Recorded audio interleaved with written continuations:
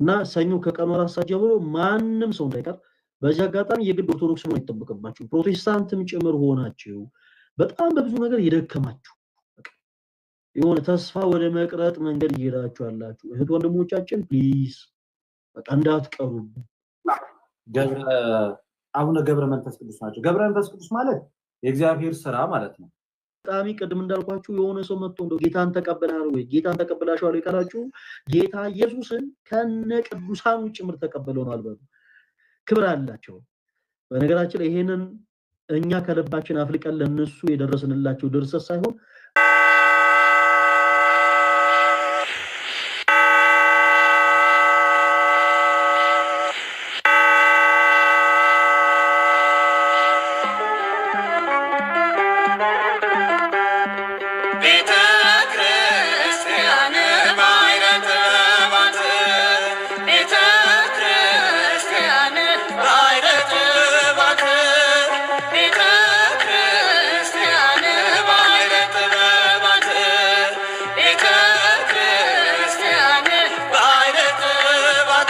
ቅዱሳን በህይወት ሳሉ ዓለምን ንቀው ዓለምን አሸንፈው ጤዛ ለሰው ድንጋይ ተንተርሰው ጸባ ጋነንትን ድምጽ አራዊትን ታግሰው በገዳም በዋሻ ስመ እግዚአብሔርን እየጠሩ ዓለምንና በዓለም ውስጥ ያለው ሁሉ ነገር ንቀው ሲኖሩ የነበሩ እንደሆነ መጽሐፍ ቅዱስ ይነግረናልና ስለዚህ ሞታቸው በእግዚአብሔር ፊት የውርደት ሞት ሳይሆን የክብር ሞት ያ ምን ማለት ነው? ከዚህ ዓለም ድካም ወደ ዘላለም ህይወት የሚገቡበት ነው። እዛ ውስጥ አንደኛው በዚህ ዓለም ተጋድሎ የምናውቃቸው ጻድቁ አባታችን አቡነ ገብረ መንፈስ ቅዱስ ናቸው። ገብረ መንፈስ ቅዱስ ማለት የእግዚአብሔር ስራ ማለት ነው፣ ወይም ደግሞ የመንፈስ ቅዱስ ስራ ማለት ነው። ለብሰው ዞሩ ዓለም አልተገባቸውምና በምድረ በዳ በተራራ በዋሻ በምድር በጉድጓድ ተቅበዘበዙ ብሎ ይናገራል። ስለዚህ ቅዱሳን ዓለም አልተገባቻቸውምና ዓለምንም በዓለም ውስጥ ያለው ሁሉ ንቀው ለእግዚአብሔር ራሳቸውን አሳልፎ ሰጥተው የሚወደኝ ቢኖር መጀመሪያ ምን ይበላል? መጽሐፍ ቅዱስ ራሱን ይካድ አይደለም? የሚወደኝ ቢኖር አስቀድሞ ምን ይበል? ራሱን ይካድ። ኦኬ መስቀሌንም ተሸክሞ በኋላዬ ይከተለኝ። ስለዚህ እግዚአብሔርን ራስን መካድ ማለት ኮምፕሊትሊ ራስን መተው ማለት አይደለም። የስጋ ፍላጎቶችን ሁሉ ለነፍስ ማስገዛት ከመከራ ስጋ ከመከራ ነፍስ ለማምለጥ በስጋ የሚፈትኑን ፈተናዎች ሁሉ በጾም በጸሎት በስግደት በተጋድሎ እየገደለ ራሳችንን እንከዳለን። በቃ ምን ኖሮ ለክርስቶስ ነው ማለት እኛ ምን ኖሮ ለራሳችን አለ። ሞት ቢመጣ ሐዘን ቢመጣ መከራ ቢመጣ ስግደት ቢመጣ ሰይፍ ቢመጣ እያንዳንዱ ነገር ቢመጣ ምንድነው የምናደርገው ማለት ነው? እኛ ወንድማችን ምን ነው ዲያቆን ሰላም ነው እያመመን ሳይነስስ ኮንፈርቲንስ ለዛ እኮ ነው ላይ በማልገቡለት እግዚአብሔር ሶሪ በጣም ምን ብታረግ ይሻላል ታዲያ?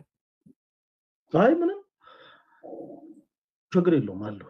ትንሽ ኮንፈርት ይነሳኛል ታውቃለህ። ላይቭ ብዙ ጊዜ አሁን ከሰሞኑ እየገቡ ያሉት ምናምን ለዛ ነውና እስቲ እንደምንም ብዬ ፍቱን መድኃኒት ፈልጋለሁ። እስቲ እኔ ደግሞ ልክ መጽሐፍ ቅዱስ ሳነብ የሆነ እያንዘረዘረ መሰለኝ አሁን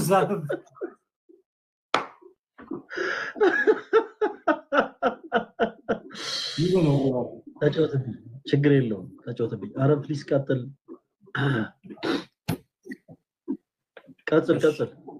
እሺ ተመስገን ምን ሆኖ ነው የወጣው? ሂዱና ስለ ቅዱሳን ሲነገር ነው የወጣው።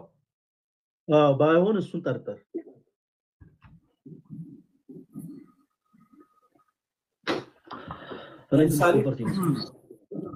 በዚህ በማቴዎስ ወንጌል ምዕራፍ 16 ከቁጥር 24 ላይ እግዚአብሔር ቃል ሲናገር እንደዚህ ይላል። በዚህ በማቴዎስ ወንጌል እንዲህ አለ። ከቁጥር 23 ጀምሮ እናንብበው።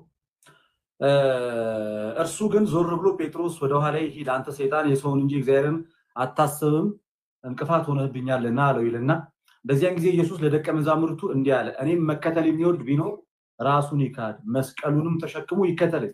ነፍሱን ሊያድን የሚወድ ሁሉ ያጠፋታል፣ ስለኔ ግን ነፍሱን የሚያጠፋ ሁሉ ያገኛታል ይላል። ስለዚህ ምን እያለ ነው? ነፍሱን ሊያድን የሚሞክር ያጠፋታል፣ ነፍሱን ግን ስለኔ የሚያጠፋ ስለ ክርስቶስ ብሎ የሚሞት ስለ ክርስቶስ ብሎ የሚሰደድ ስለ ክርስቶስ ብሎ መከራውን የሚያደርግ ወይም ደግሞ እስከ ሞት ድረስ ለክርስቶስ ብሎ ነፍሱን አሳልፎ የሚሰጥ ነፍሱን ያገኛታል። ነፍሱን ግን የሚሸሽጋት ከመከራ የሚሰውራት ፍለፊት ወጥቶ ስለ ክርስቶስ የማይናገረው ያ ግን ምን ይላታል ማለት ነው? ነፍሱን ያዳናት ግን እሱ እያጠፋት ነው ማለት ነው።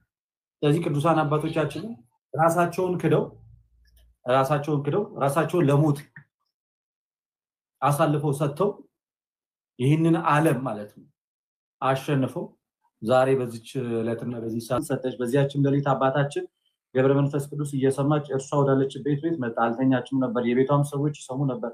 በቤቷ በርም ቆሞ አንተ እባብ ከዚች ሴት ውጣ፣ ወደ ማደሪያ ሂድ፣ እግዚአብሔር ቀድሞ እንዳዘዘልህ አፈርህን ብላ አለው። ያም እባብ ቀድሞ በገባበት ወጥቶ ምድርን መላ። አባታችንም ከእርሷ ተሰወረ። ያቺም ሴት የሀገሩን ሰዎች ጠራች። ተሰብስበውም ያንን እባብ ገደሉት። ቁመቱም 5 ክንድ ያህል ነበር። የሀገሩም ሰዎች ሁሉ ይህንን አይተው አደነቁ። የአባታችንም ዝክሩን አደረጉ። ያቺም ሴት ሌላ ባል አግብታ 7 ልጆችን ወለደች። እስከ ዕለተ ሞቷ ድረስ የአባታችንን መታሰቢያ ዝክር ስታደርግ ኖረች። የአባታችን የገብረ መንፈስ ቅዱስ ጸሎትና በረከቱ በሕዝበ ክርስቲያኑ ላይ ለዘላለሙ ጸንቶ ይኑር አሜን አሜን። ቃልዮትን ያሰማልለት ይሻ ትንሽ እዚህ ሐሳብ ላይ የተወሰኑ ነገሮችን እንመለከት። ምናልባት ያው ለብዙ ክርስቲያን ወንድሞቻችን ዕለቱ የበረከት ቀን ነውና አንዳንድ ጊዜ ግን በተለይ ፕሮቴስታንት ከሆኑ ወንድሞቻችን ዘንድ በተለይ ቅዱሳኑን የሚቃወም ትምህርት ስላላቸው ማለትም በፕሮቴስታንቲዝሙ ያለው ትምህርት ይሄ ክብር ለእግዚአብሔር ብቻ የሚል በወርድ ደረጃ ደስ የሚል ነገር ግን ቅዱሳንን የሚቃወም ትምህርት አላቸውና ቅዱሳንን ስናከብር እንግዳ ነገር እንዳይመስላቸው የተወሰኑ ነገሮችን በአንድ 3 ሐሳቦችን ብቻ ላንሳ። ምክንያቱም ልደት ያነሳቸው ሐሳቦች በጣም በቂ ስለሆኑ በመጀመሪያ ደረጃ ተወዳጆች ቅዱስ የምንለው አምላካችን እግዚአብሔር ነው። የእርሱ ቅድስና የባህል ነው። ማንንም አይሰጠውም፣ ማንንም አይነጥቀውም። ቅዱሳን የምንላቸው ግን በጸጋ ቅድስናን ገንዘብ ያደረጉ ናቸው። ከማን? ከአምላካችን ከእግዚአብሔር። ይሄ ቅድስና እንደተሰጠ ሁሉ የማንጠቀም ይሄንን ቅድስና ገንዘብ የሚያደርጉት ደግሞ የአምላካቸው የእግዚአብሔርን ፈቃድ እስከፈጸሙ ድረስ ነው። ለምሳሌ መጽሐፍ ቅዱስ በምሳሌ ያስተምራልና መጽሐፈ መሳፍንት ምዕራፍ 12 ከቁጥር 6 ላይ ስትመለከቱ ዮፍቴ የሚባል ሰው ወታደሮቹ ራሳቸውን ይለዩበት የነበረ አንድ ቋንቋ እንደነበር ይናገራል። ያም ቋንቋ ደግሞ ሺቦሌት ነው። እናም ታሪኩ በጣም ሰፊ ነው። ክርስቲያኖች ወንድሞች መጽሐፈ መሳፍንት ምዕራፍ 11 እና 12 ሁላችሁም ስትቀመጡ አንብቡት። ዮፍቴ እጅግ በጣም በእግዚአብሔር የሚታመን እጅግ በጣም ጠንካራ የሆነ ሰው ነው። እና ይህ ሰው የገዛ ወገኖቹን የሚለይበት አንድ ቋንቋ ነበረው ይላል። እናም ያ ደግሞ ሺቦሌት ነው። እና ከኤፍሬም ወገን የሆኑ ሰዎች ከዚህ ከዮፍቴ ወታደሮች ጋር በጣም በረጅም ጊዜ ጦርነት ግጭት ውስጥ ነበሩና እናም በመካከል ከተማቸውን በአጠቃላይ የዮፍቴ ወታደሮች ወረውባቸው ድልድዩን አልፈው ውሃ መጠጣት አቃታቸው። እናም በዚህ መሃል ክርስቲያኖች ወንድሞች ኤፍሬማዊ የሆኑ ሰዎች በአጠቃላይ እየወጡ እኛ ኤፍሬማዊ አይደለንም ከዮፍቴ ወገን እያሉ ይናገሩ ነበር። የዮፍቴ ወታደሮች ራሳቸውን ወገናቸውን የሚለዩበት አንድ ቋንቋ ነበር። ያ ደግሞ ምንድነው? የሚለው ቃል ነው። ሺቦሌት የሚለው ቃል እና የዮፍቴ ወታደሮች እያንዳንዳቸው ኤፍሬማዊ የሆኑ ሰዎችን በአጠቃላይ እስቲ ከኛ ወገን ቆናችሁ ሺቦሌት ብለዋላቸው። እነሱም ሺቦሌት እንላለን ብለው ተሳስተው ሺቦሌት አሉ። እናም በዛ ድልድይ ላይ ተቀምጠው ቀሩ። ክርስቲያኖች ወንድሞቻችን ቅዱስ ቤተክርስቲያናችን የኔ መጽሐፍ ቅዱስ ክፍል በተረጓሚ ተስተሰመ ሺቦሌት ማለት የእግዚአብሔርን ሕግ መከተል ማለት ነው። ዞሮ ዞሮ ቅድስናን ገንዘብ የሚያደርጉት የእግዚአብሔርን መንገድ የተከተሉ ሰዎች ብቻ ናቸው። ቅድስናን ከመሬት ተነስቶ ልክ እንደ ምድራዊ የመንግስት ሹመት ሰዎች ገንዘብ የሚያደርጉት ሳይሆን በትጋት በመንፈሳዊ ጥንካሬ የሚገኝ ስጦታ ነው ቅድስና። ሺቦሌት በማለት ማለት ነው የእግዚአብሔርን ሕግ በመከተል የሚገኝ ቅድስና። ሰዎች ሺቦሌት በሉ እየተባሉ የቅድስናን ሕይወት ገንዘብ እንዲያደርጉ መጽሐፍ ቅዱስ እያስተማራቸው ከዛ መንገድ ግን ከራቁ ሺቦሌት ካሉ ተስፋ የሚያደርጉት መንግስተ ሰማያት ያወርሷል። ባጭሩ ቅዱስ የምንለው አስመሩበት አምላካችን እግዚአብሔር ነው። እሺ ቅዱሳን የምንላቸው ደግሞ በጸጋ የአምላካችን እግዚአብሔር ፈቃዱን የሚፈጽሙ በጸጋ ቅድስናን ገንዘብ ያደረጉ ሰዎችን ቅዱሳን መላእክትን ጨምሯል። እና ይህ ቅድስና እንደተሰጠ ሁሉ የሚነጠቀው ግን የባህሪ ስላለ እና ቅዱሳን እንደምንድን ነው የምናከብረው? በመጀመሪያ እኛ ኦርቶዶክሳን ቅዱሳንን ለምናከብረው ለምንድን ነው? መጽሐፍ ቅዱስ እነዚህን ቅዱሳኖችስ እንድናከብር ያስተምረናል? ያው በሚገባ ቅዱስ ጳውሎስ በሮሜ መልእክቱ ምዕራፍ 13 ከቁጥር 7 ላይ ክብር ለሚገባው ሁሉ ነው የሚለው ተወዳጆች። ኢቭን ግዑዝም ሆኖ ክብር ያለው ነገር አለ ነው ማለት። ክብር ለሚገባው ሁሉ ክብርን ስጡ ነው ያለው። በሮሜ መልእክቱ ምዕራፍ 13 ከቁጥር 7 ላይ ክብር ለሚገባው ሁሉ ክብርን ስጡ። ክብር ለሚገባው ነገር ሁሉ እኛ ኦርቶዶክሳውያን ክብርን እንሰጣለን። ኦኬ በተቀደሰው መቅደስ ለምሳሌ ልክ እንደ ቤታችን ጫማችን አድርገን አንገባም። ቦታው የተቀደሰውና ነውና ከእግሮቻችን ላይ ጫማችን አውልቀን ወደ መቅደሱ እንገባለን። ክብር ለሚገባው ነገር ሁሉ ክብርን እንሰጣለን። ምክንያቱም ያ ስፍራ የተቀደሰ ስፍራ ነው ብለን ስለምናምን በዛ ስፍራ የጌታችን የአምላካችን የኢየሱስ ክርስቶስ ቅዱስ ሥጋውና ክቡር ደሙ ይፈተታል ብለን ስለምናምን ያንን ቦታ እናከብረዋለን። ክብር ይገባዋል ብለን እናምናለን፣ ክብርን እንሰጠዋለን። እና በቤተ ክርስቲያናችን ለነዚህ ቅዱሳን ክብርን ማን ሰጣቸው ስንል ራሱ የእምነታችን ጀማሪና ፈጻሚ ጌታችን መድኃኒታችን ኢየሱስ ክርስቶስ ነው።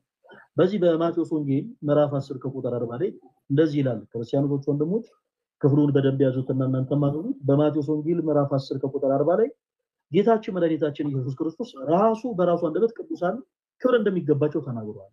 እናንተን የሚቀበል እኔን ይቀበላል፣ እናንተን የሚቀበል እኔን ይቀበላል፣ እኔንም የሚቀበል ደግሞ የላከኝን ይቀበላል። ባጭሩ ጌታን ተቀበላል ወይ የሚልህን ሰው ኦኬ ጌታን ብቻ ሳይሆን ቅዱሳንን ጭምር እንደተቀበልክ ነገር። ኦርቶዶክስ የሆናችሁ ወንድሞቻችን አንድ ሰው ዝም ብሎ ከመሬት ተነስቶ በርግጥ እውነተኛውን ጌታ ላይሆን ይችላል፣ ሐሰተኛውን ኢየሱስ የሚያመልኩ ስላሉ ማለት ነው። እና መጥቶ እንዲሁ ግን እንደው ጌታን ተቀበላችኋል ወይ? ጌታን ብቻ ሳይሆን እርሱ ያከበራቸውን ቅዱሳን የተቀበልን አማኞች ነው ብላችሁ ነው። ጌታችን ኢየሱስ ልክ እንዳለው እነርሱን የሚቀበል ክርስቶስን ተቀብሏል። ከቁጥር 40 ላይ ስናነብ እንደዚህ ይላል። ደግሜ ላምብላችሁ እናንተን የሚቀበል እኔን ይቀበላል፣ እኔንም የሚቀበል የላከኝን ይቀበላል ይልና ቁጥር 41 ላይ ነብይን በነብይ ስም የሚቀበል የነብይን ዋጋ ይወስዳል፣ ጻድቅንም በጻድቅ ስም የሚቀበል የጻድቁን ዋጋ ይወስዳል። ማንም ከነዚህ ከታናናሾቹ ለአንዱ እንኳን ቀዝቃዛውን ብቻ በደቀ መዝሙር ስም የሚያጠጣ እውነት እውነት እላችኋለሁ ዋጋው አይጠፋበትም ማለት ጌታችን መድኃኒታችን ኢየሱስ ክርስቶስ። እናም ተወዳጆች በቅዱሳኑ ስም ክርስቶስ ባከበራቸው በእነዚህ በደቀ መዛሙርቱ ስም በጌታ ደቀ መዛሙርት ስም ቀዝቃዛ ነው እንኳን ማጠጣት በራሱ ዋጋን ያሰጣል፣ እንኳን ቅድስናቸውን ጽድቃቸውን ማመን ቀርቶ። እናም ቅዱስ ቤተክርስቲያናችን ስለ ክርስቶስ ኢየሱስ ብለው መከራ የተቀበሉትን ሰማዕትነት የተቀበሉትን እያንዳንዳቸውን ቅዱሳን ክብረ ቅዱሳንን ትሰጣለች። ሲጀመር ቅድስናን ገንዘብ የሚያገኙት ከአምላካቸው ከእግዚአብሔር ነው። ቤተክርስቲያንም ደግሞ ኦፊሻል ታደርጋለች ነው ባቸው። ቅድስናውን አክሴፕት አድርጋ ቅዱሳን እንደሆኑ ዘወትር ትመሰክራለች። ቅዱስ ኤፍሬም በውዳሴ ማርያም ላይ እንዳለ ሰማዕታት በእውነት የዚችን ዓለም ጣም ናቁ፣ ደማቸውን ስለ ክርስቶስ አፈሰሱ፣ ስለ መንግስተ ሰማያት ብለው መራረሙትን ታገሱ። አሁን እኛ ገብረ መንፈስ ቅዱስ፣ አቡነ ተክለ ሃይማኖት፣ ቅድስት አርሴማ፣ ክርስቶስ ሰምራ ስንል የሆኑ ሌሎች አማልክትን ፈጥረን እያመለክን ያለን የሚመስላቸው አንዳንድ አካላቶች አሉ። በፍጹም ተሳስታችኋል ጋይስ። እኛ ቅድስት አርሴማ ብለን ስሟን ስንጠራ ቅድስት አርሴማ ልናመልካት እርሷን ልናወድሳት ከፍ ከፍ ልናደርጋት አይደለም ተወዳጆች። ይልቁኑ በእርሷ ህይወት የከበረውን ክርስቶስ ኢየሱስን ለመስበክ በህይወቷ ምን ያክል ስለ ክርስቶስ እንደተጋደለች የግድ የተጋድሎ ታሪኳን እናነባለን። ለምሳሌ በዚህ ዕለት አሁን ዛሬ ያከበርናቸው የዕረፍታቸውን በዓል ያከበርናቸው ዛሬ በዚህ ዕለት ያከበርን ማለት ነው የጻድቁ አባታችን የአቡነ ገብረ መንፈስ ቅዱስን ገድል ስናነብ ጻድቁ አባታችን አቡነ ገብረ መንፈስ ቅዱስ ጌታቸውን አምላክ መድኃኒታችን የኛን ማለት ነው ኢየሱስ ክርስቶስን በህይወታቸው ምን ያክል እንዳከበሩ ስንመለከት እኛ የቆምንበት ቦታ እንፈትሻለን። ባጭሩ የቅዱሳን ገድል የሚነበበው ከዛ አንፃር የቅዱሳን ገድል የሚነበበው ተወዳጆች ከሌላ አንግል አይደለም። የቅዱሳን ገድላቸው የሚነበበው አንድም ክርስቲያን ይሁንን እኛ ህይወታችንን እንፈትሽበት ዘንድ አርአያ ይሁኑ ዘንድ ማለት ነው። ለምሳሌ በዚህ ዘመን ላሉ ሴቶቻችን የቅድስት አርሴማ አይነት ቅዱሳን ምሳሌዎች ናቸው።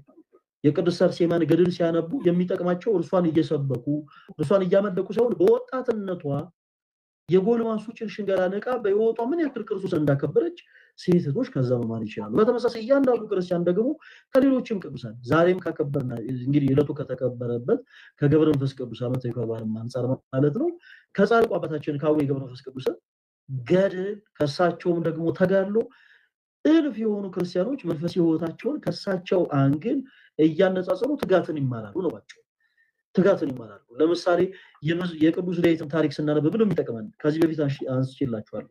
ቅዱስ ዳዊት በቤተ መንግስት ተመላለሰ፣ እናም ደግሞ የኦሪዮንን ሚስት ተመለከተ ወደ ቤተ መንግስቱ አስጠራት ከሷ ጋር ዘሞተ ተኛ ወደቀ በፍትወት እና እንዲህ አይነት ታሪኮችን በመጽሐፍ ቅዱስ ውስጥ ማንበባችን ምንድነው የሚጠቅመን ካለ የራሳችን ህይወት ከዳዊት ጋር እንድናነጻጸር ነው ዳዊት ምን ያክል ለአምላኩ ለእግዚአብሔር እንደታመነ ስንት ጊዜ ወርቆ እንደተነሳ ተመልክተን እኛም ወርቆ መነሳትን እንማር ዘንድ በተመሳሳይ ከነ ቅዱስ አርሴማ የምንማር ያንን ነው በዘመናችን ያሉ እህቶቻችን የጎልማሶችን ሽንገላ ንቀው እንዴት በህይወታቸው ክርስቶስ ኢየሱስ መስበክ እንደሚችሉ አያችሁ ከገብረ መንፈስ ቅዱስ ከተክለ ሃይማኖትም ጭምር ሰዎች የሚማሩት ያንን ነው ስለ ክርስቶስ ብሎ ሁሉን መተው እንዴት እንደሚቻል ማለት ባጭሩ ይሄንን እና ቅዱሳንን ያከበረው አምላካችን እግዚአብሔር ነው እናም በዚህ ቁጥር 42 ላይ የማቴዎስ ወንጌል ምዕራፍ 10 ከቁጥር 42 ላይ እንኳን እነሱ ቅዱሳን እንደሆኑ ማመን ቀርቶ በነገራችን ላይ በእነሱ ስም በጌታ ደቀ መዛሙርት ስም ቀዝቃዛ ውሃን ማጠጣት በራሱ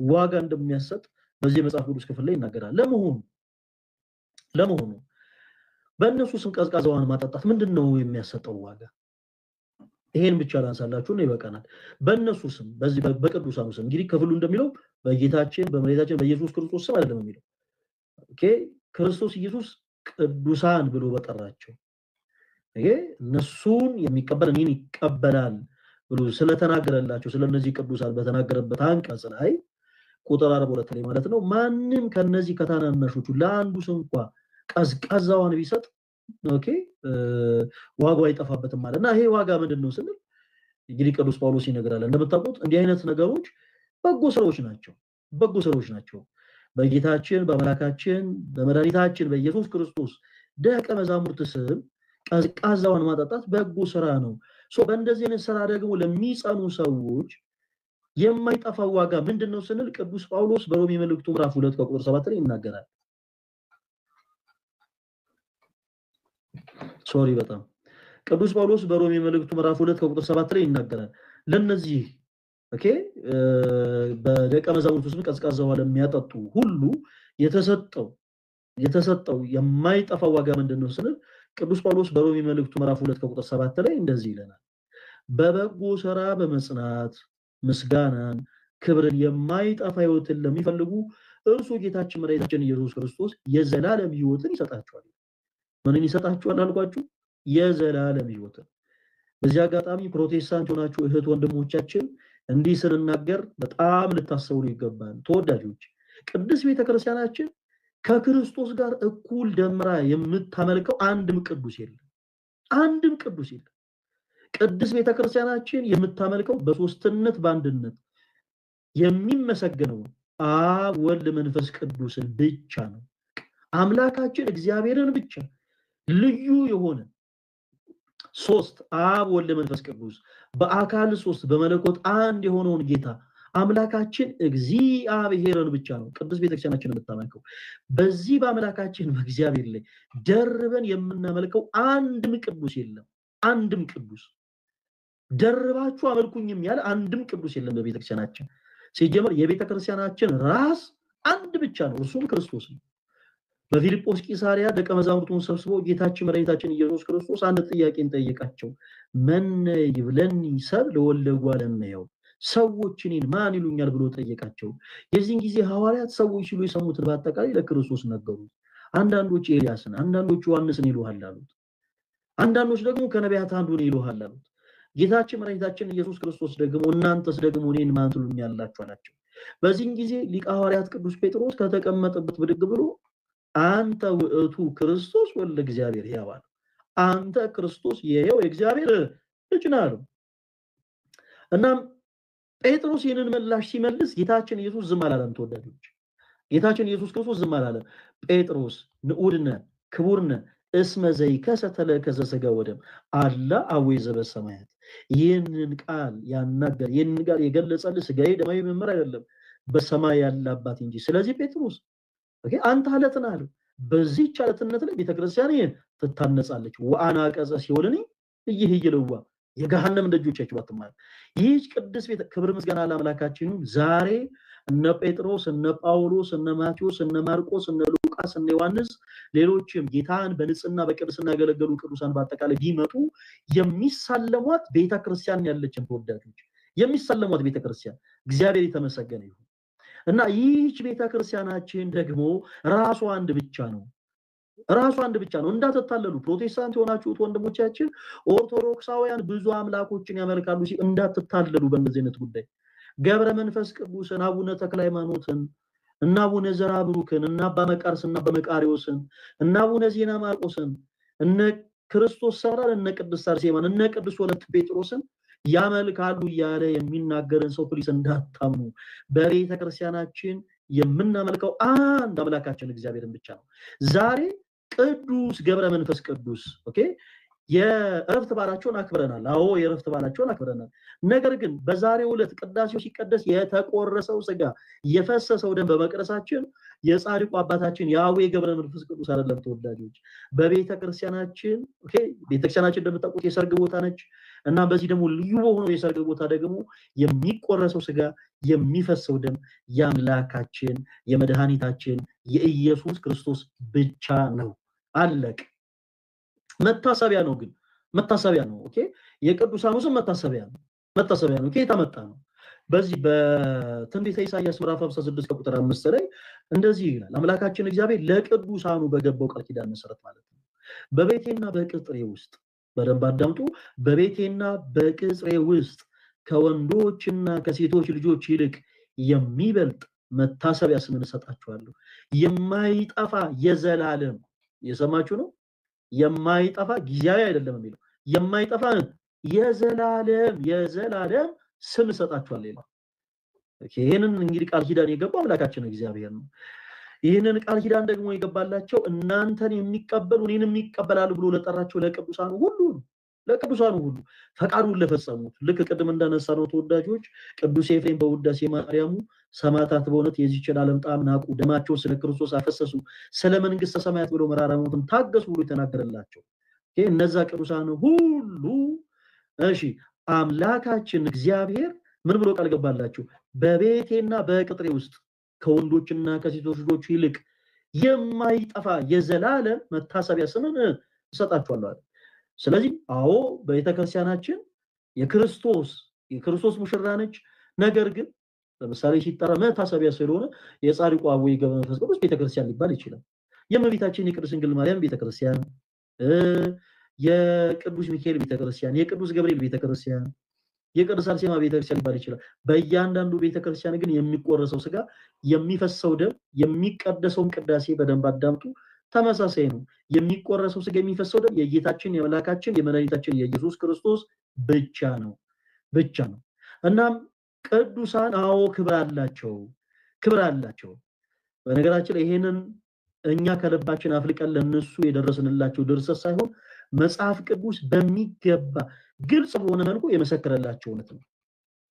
ሁለት ሐሳቦችን ብቻ ለሰውሳችሁ ተወዳጆች ጌታችን መድኃኒታችን ኢየሱስ ክርስቶስ በማቴዎስ ወንጌል ምዕራፍ 10 ከቁጥር 40 ጀምሮ እንዲህ ብሎ ለቅዱሳኑ ቃል ገባ። እናንተን የሚቀበል እኔን ይቀበላል። እየሰማችሁ ነው?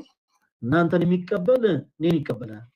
ኦኬ በዚህ አጋጣሚ ቅድም እንዳልኳችሁ የሆነ ሰው መጥቶ እንደው ጌታን ተቀበላል ወይ ጌታን ተቀበላሽዋል ወይ ካላችሁ ጌታ ኢየሱስን ከነ ቅዱሳኑ ጭምር ተቀበለው ነው አልበሉ። ከየት አመጣችሁት እንደዚህ አይነት ሐሳብ ከተባላችሁ ይሄው የማቴዎስ ወንጌል ምዕራፍ 10 ከቁጥር 40 አውጥታችሁ ማሳየት። ጌታችን ኢየሱስ እናንተን የሚቀበል እኔን ይቀበላል ያለው።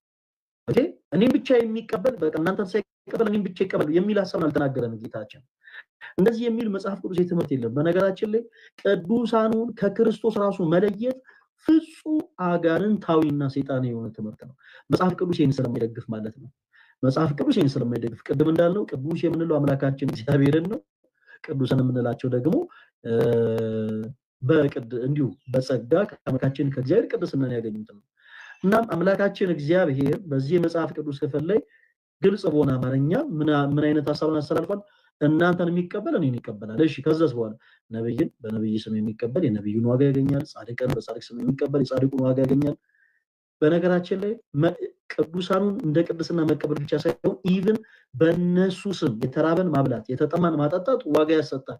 ዛሬ በዚህ ዕለት በጻድቁ አባታችን በአቡነ ገብረ መንፈስ ቅዱስ ስም ዳቦ እየቆረሳችሁ ስታድሉ የነበራችሁ፣ ቆሎ እያመጣችሁ ስታዘግኑ የነበራችሁ፣ ቀዝቃዛ ውሃን ለተቸገሩ ሰዎች ስታጠጡ የነበራችሁ፣ ኢቭን ለታረዙ ሁሉ ልብስን ስታለብሱ የነበራችሁ፣ በአጠቃላይ በእንደዚህ አይነት በጎ ስራ ላይ ስትሰሩ የነበራችሁ እህት ወንድሞቻችን በአጠቃላይ ጌታችን መድኃኒታችን ኢየሱስ ክርስቶስ ለእናንተ የገባው ቃል ኪዳን አለ። ምን ብሎ ቁጥር 42ን ስትመለከቱ ማንም ከነዚህ ከተናናሾቹ ለአንዱ እንኳን ቀዝቃዛ ውሃን ቢሰጥ በእነሱ ስም ነው የሚያለው፣ በእኔ ስም አይደለም ያለው፣ በእነሱ ስም ቀዝቃዛ ውሃን ቢሰጥ እውነት እላችኋለሁ ዋጋው ምን አይለበትም አይጠፋበትም። እንዲህ አይነቱ ደግሞ አይጠፋም የተባለው ዋጋ ምንድነው ስንል ኦኬ በእንደዚህ አይነት በጎ ስራ ሰዎች ጸንተው የሚያገኙት የማይጠፋ ዋጋ ምንድነው ስንል ቅዱስ ጳውሎስ ቅድም እንዳልኳችሁ በሮሜ መልእክቱ ምዕራፍ 2 ቁጥር 7 ምን አለን? በበጎ ስራ በመጽናት ምስጋናን ክብርን የማይጠፋ ሕይወት ለሚፈልጉ እርሱ ጌታችን መድኃኒታችን ኢየሱስ ክርስቶስ የዘላለም ሕይወትን ይሰጣቸዋል። ሰርፕራይዝ! ፕሮቴስታንት ሆናችሁት ወንድሞቻችን ልክ የቅዱሳን ስም ሲጠራ ሳታውቁ ጌታችሁን እንደው አለ አይደለ አንዳንድ ጊዜ ሰው በነገራችን ላይ መጽሐፍ ቅዱስን በመላእክትና በስፋት መረዳት አለበት የምንለው በምክንያት ነው። የቅዱሳን ስም ሲጠራ በስህተት ኦኬ ጌታ ኢየሱስን ያስደሰታችሁ መስሏችሁ የቅዱሳን ስም ሲጠራ ፊታችሁ ስታጨማድዱ የነበራችሁ የቅዱሳንን ስም ልክ አለ አይደለ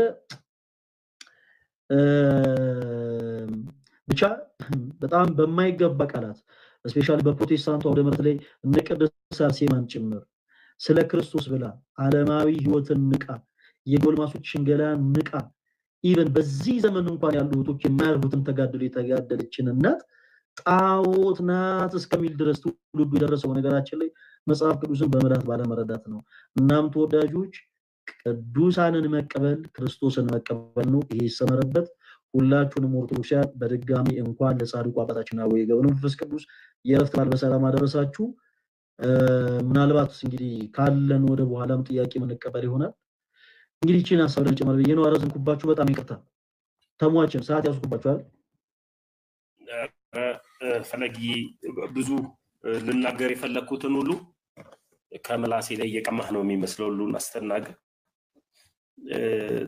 ፕሮቴስታንቲዝም ቤት ላይ ብዙ ጊዜ ገድላት ይቃወማሉና ገድላት የሚቃወሙት ገድል የአንድ የአባትን ታሪክ የሚያስቀምጥ ወይም ደግሞ ብዙ ሃይማኖታዊ የሆኑ አባቶች የተጋደሉበትን ታሪካቸውን የሚያስቀምጥ ነውና ያንን ነገር ስታነቡ ጻድቅ ሲባል ምን ማለት ነው ዋናው ጉዳይ። ጻድቅ ሲባል በክርስቶስ ኢየሱስ ያመኑ ሃይማኖታዊ ገድልን የተጋደሉ እነሱ መቼም ሲኦል ይገባሉ ብለን አናስብም እና ጻድቅ ናቸው ብለን ነው የምናስበውና በእነሱ ስም ነው የሚለው። ደግሞ ጻድቆች ደግሞ የክርስቶስ ኢየሱስ ደቀ መዛሙርቶች ናቸውና ደቀ መዛሙርት ማለት ሲተረጎም የክርስቶስ ኢየሱስ ተከታይ ማለት ነውና በክርስቶስ ኢየሱስን የሚከተሉ በእነሱ ስም ያደረገ ነው። አሁን በእነሱ ስም ያደረገ ሲል በእነሱ ስም አጋንንት ወይም ሌላ ነገር ናት። በእነሱ ስም ቀዝቃዛ ውሃ ያጠጣ ነው የሚለው። ቀደም ላይ ወንድማችን ዲያቆን ፈለገ አትናቴዎስ ጥቅሱን ስላነበበው ነው እና ማቴዎስ ወንጌል ምዕራፍ 10 ላይ ሁላችሁም ለምንድን ነው በጻድቅ ስም ውሃ የምታጠጡት? ለምንድን ነው በጻድቅ ስም የምትዘክሩት? ለምንድን ነው የጻድቃንን ቀናቶችን ዓመታቸውን ወራቸውን እየቆጠራችሁ የምትዘክሩት ሲል ይህ ጥቅስ በቂ ነው፣ በቂያቸው ነው እና ነፍሱን የሚያገኝ ያጠፋታል ይላል ቁጥር 39 ላይ። ነፍሱን ለእኔ የሚያጠፋ ያገኛታል። እናንተን የሚቀበል እኔን ይቀበላል፣ እኔንም የሚቀበል የላከኝን ይቀበላል ይላል። ነብዩን በነብዩ ስም የሚቀበል የነብዩን ዋጋ ያገኛል ይወስዳል። ጻድቅንም በጻድቅ ስም የሚቀበል የጻድቁን ዋጋ ይወስዳል ነው። አባታችን ገብረ መንፈስ ቅዱስ ጻድቅ ናቸው፣ ትልቅ አባት ናቸው። እሳቸውን የሚቀበል የእሳቸውን ዋጋ ያገኛል። በቃ ብዙ ሌላ አባታችን ናቸው፣ ጻድቃን ናቸው፣ ጻድቅ ናቸው። ብዙ ሃይማኖታዊ ገድልን ተጋድለዋል፣ ብዙ ነገርን አድርገዋል። እሳቸውን የሚቀበል የእሳቸውን ዋጋ ያገኛል። በእሳቸው ስም እሳቸውን ያመሰገነ፣ እሳቸውን ያገለገለ፣ እሳቸውን ያከበረ፣ እሳቸውን ያመለከ አይደለም። እሳቸውን ያመለከ ሳይሆን እሳቸውን ግን ከክርስቶስ ኢየሱስ የተቀበሉትን ክህነትን ያከበረ ለሚባል መጽሐፍ ቅዱስ ሲናገር ቅድም ወንድማችን በደንብ ድብን አድርጎ ነግሮታል። ክብርን ለሚገባው ክብርን ስጥ ይላል። ክብር የሚገባቸዋል። እግዚአብሔር ዘንድ ክብር የተሰጣቸው እነዛን የተቀበሉ እግዚአብሔር ክብር ለሚገባው ክብርን ስለሚል ክብር መስጠት አለብን። ማንም ከነዚህ ከተናናሾቹ ለአንዱ ማለትም ማድረግ ለማይችሉ መብላት ለማይችሉ መጠጣት ለማይችሉ ይቅርታ አድርግልኝ ፈለጊ አንድ ስብከት ሰምቼ ነበር እዚህ ጋር አንተ ስትል ማነው ነብይ ሄኖክ ይሁን በጋሻው ይሁን አንድ ነገር ሲናገር ሰምቻለሁ። ለድሃ ማናበላው ትክክል በጋሻውም ይሄ አርቲስቱ ማነው ሸዋፈራው ደሳለኝም ማነው ፓስተር አሁን ሐዋርያ ነው ምናምን የሚሉት ዳዊት ሞላል ኢቢኤስ ላይ ሲናገሩ ሰምቻለሁ። ሁለቱ በተለይ እኛ ለመጽደቅ አይደለም ምናበላው ስለጸደቅ ነው ምናበላው እኛ ለመጽደቅ አናበላም። መጽሐፍ ቅዱስ ሲናገር ግን ማንም ከታናናሾቹ ለአንዱ ቀዝቃዛ ውሃ ብቻ በደቀ መዛሙርቱ ስም የሰጠ እውነቱ እላችኋለሁ እውነቱ አይጠፋም ይላል። ስለዚህ ይሄ ነገር ምንድነው? ለድሃ ማብላት ጽድቅ ነው ለሚባል ተርቤ አብልታችሁኛል ወይ ተጠምቼ አጠጥታችሁኛል ወይ ታርዤ ጠይቃችሁኛል ወይ ታሰሬ ጠይቃችሁኛል የሚል ለነዚህ ሁሉ ነገር ማድረግ ጽድቅ ነው። ክርስቲያን ነው ይሄንን የሚያደርገው። በክርስቶስ ኢየሱስ ያመነ በጻድቃኖች ስሞች ያደርጋልና ፕሮቴስታንት ቤት ላይ አንዳንድ ነገሮች ሲናገሩ ሰማለሁ። እኛ ማናበላው እኛ ማናጠጣው እኛ እንደዚህ ማናደርገው ለመጽደቅ አይደለም ይላሉና ለመጽደቅ እናደርጋለን ለሚባል ክርስቶስ ኢየሱስ ታመሜ ጠይቃችሁኛል ወይ ተርቤ አብልታችሁኛል ወይ ስለሚል ክርስቶስ አንተ መተህነ ብለውታል ደቀ መዛሙርቶቹና እሱን መተህነ አልመጣ ምናምን ሳይሆን ክርስቶስ ኢየሱስን ማናየው ክርስቶስ ኢየሱስ መናየው በመናያቸው ድሃ ሰዎች ነውና በመናያቸው በእነዚህ ምስኪን ሰዎች ነውና ማብላቱም ተገቢ ነው። የጻድቃንንም ዋጋ ለማግኘት ላለው ዲያቆንዬ ረጅሙን አንተ ስለሄድክበት ታሙ የቃሉት ያሰማልን እግዚአብሔር ያክብርልኝ። ከቅዱሳን ገድል ጋር በነገራችን ላይ ገድልን አንቀበልም ምናምን የሚል አንዳንድ የፕሮቴስታንቲዝም አመለካከት አለ። እርግጥ ነው ያው የምናውቀው ነገር ነው፣ ግን የሚደንቅ ነገር አይደለም። በመሰረቱ እንደ አይነት ሐሳብ ከፕሮቴስታንት ወንድሞቻችን የሚጠበቅ ነው። ምክንያቱም ስለ ክርስቶስ ተጋድሎን የማያውቅ ትውልድ ገድልን አልቀበልም ቢል የሚደንቅ አይደለም። በመሰረቱ በነገራችን ላይ ገድልን እያወቀ ገድልን አልቀበልም የሚል ኦርቶዶክስ ቢኖር ግን ይደንቀናል። ምን ማለት ነው? ለምሳሌ ቅዱሳን ስለ ክርስቶስ ኢየሱስ አይጋደልም ብሎ ራሱ ሰው በአይምሮ ማመን ይሄ ጤናማ አይደለም። ተወዳጆች ጤናማ ነው አመለካከት አይደለም። አሁን እያወራን ያለነው በአዋልድ መጽሐፍቶቻችን ላይ የህትመት ስህተት ስላለባቸው የታሪክ ስህተት ስላለባቸው አንዳንድ መጽሐፍቶች ዝም ብለን ከቶቶቻቸውን እያወራን አይደለም። እንደ አስተምህሮ ግን በቤተክርስቲያናችን ያሉ ቅዱሳን በአጠቃላይ ገድላቸው እያንዳንዳቸው ተጽፏል። በሶስት አይነት መንገድ ቅዱስ ቤተክርስቲያናችን ውስጥ ያሉ ቅዱሳን ገድላቸው ይጻፋል። በምን አይነት መልኩ ሌላ ጊዜ እንመለከተዋለን። በርግጥ በጣም በነገራችን ላይ አንገብጋቢ ጉዳይ አይደለም። ብዙ ጊዜ የሚሰሙን ፕሮቴስታንት ወንድሞቻችን ስለሆኑ እንዲህ አይነት ክሪቲካል የሆኑ ሐሳቦች በነገራችን ላይ ብዙ ልናወራባቸው አይገባም እና ባጭሩ ምን ልል የፈለኩት ተጋድሎን የማያውቅ ሰው ገድልን አንቀበልም ቢል የሚደንቅ አይደለም። ፕሮቴስታንቲዝም እንደምታውቁት ተጋድሎ የሚታወቅበት ህይወት አይደለም።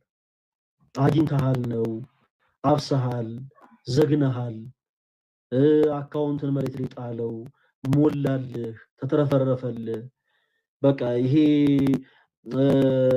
ይሄ ምንድነው እድልህን ዘረጋ ነው፣ መስመርህ ተቃና ነው እና እነሱም ደግሞ ቁጭ ብሎ አሜን አሜን ብቻ ማለት ነው እንጂ ስለ ክርስቶስ በነገራችን ላይ ተጋድሎ የሚባል ነገር የለም በፕሮቴስታንቲዝም።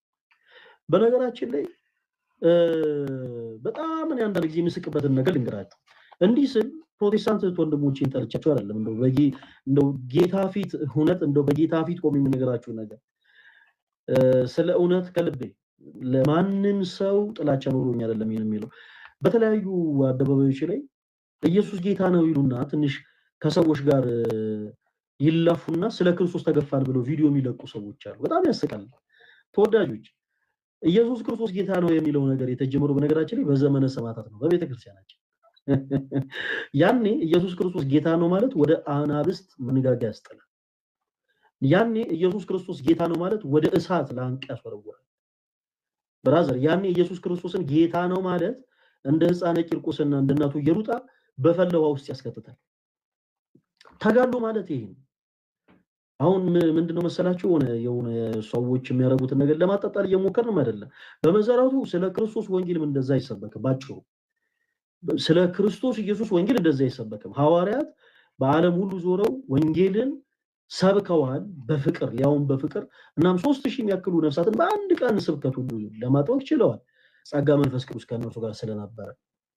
ከዛ ውጪ ግን ድምጽ እየቀየሩ ኢየሱስ ምናምን ሰው ማብሸቅ ስብከቱ ማያቅ። ከዛ ደግሞ ከዚህ ላይ ደግሞ ደረብይልና ደግሞ ሰዎችን የሚረብሽን ድምጽ ካወጣችሁ በኋላ ሌላውን ተውት እንዴ ለምን ምን አለ መሰላችሁ ጊዜ ይቀበለናል የሚለው ነገር እንዳለ ሆኖ ተውትና እሱ ማለት ለምን በሰው ጆሮ ሲቀለዳ ነው ባጭሩ። ለምሳሌ ሰው ከሥራ ቦታው ካለቃው ጋር ተከራክሮ ትዳር ያለው ሰው ከትዳር አጋሩ ጋር ተጨቃጭቆ እጅግ በጣም ሰላማቱ ከቤቱ የሚወጣ ሰው አለ።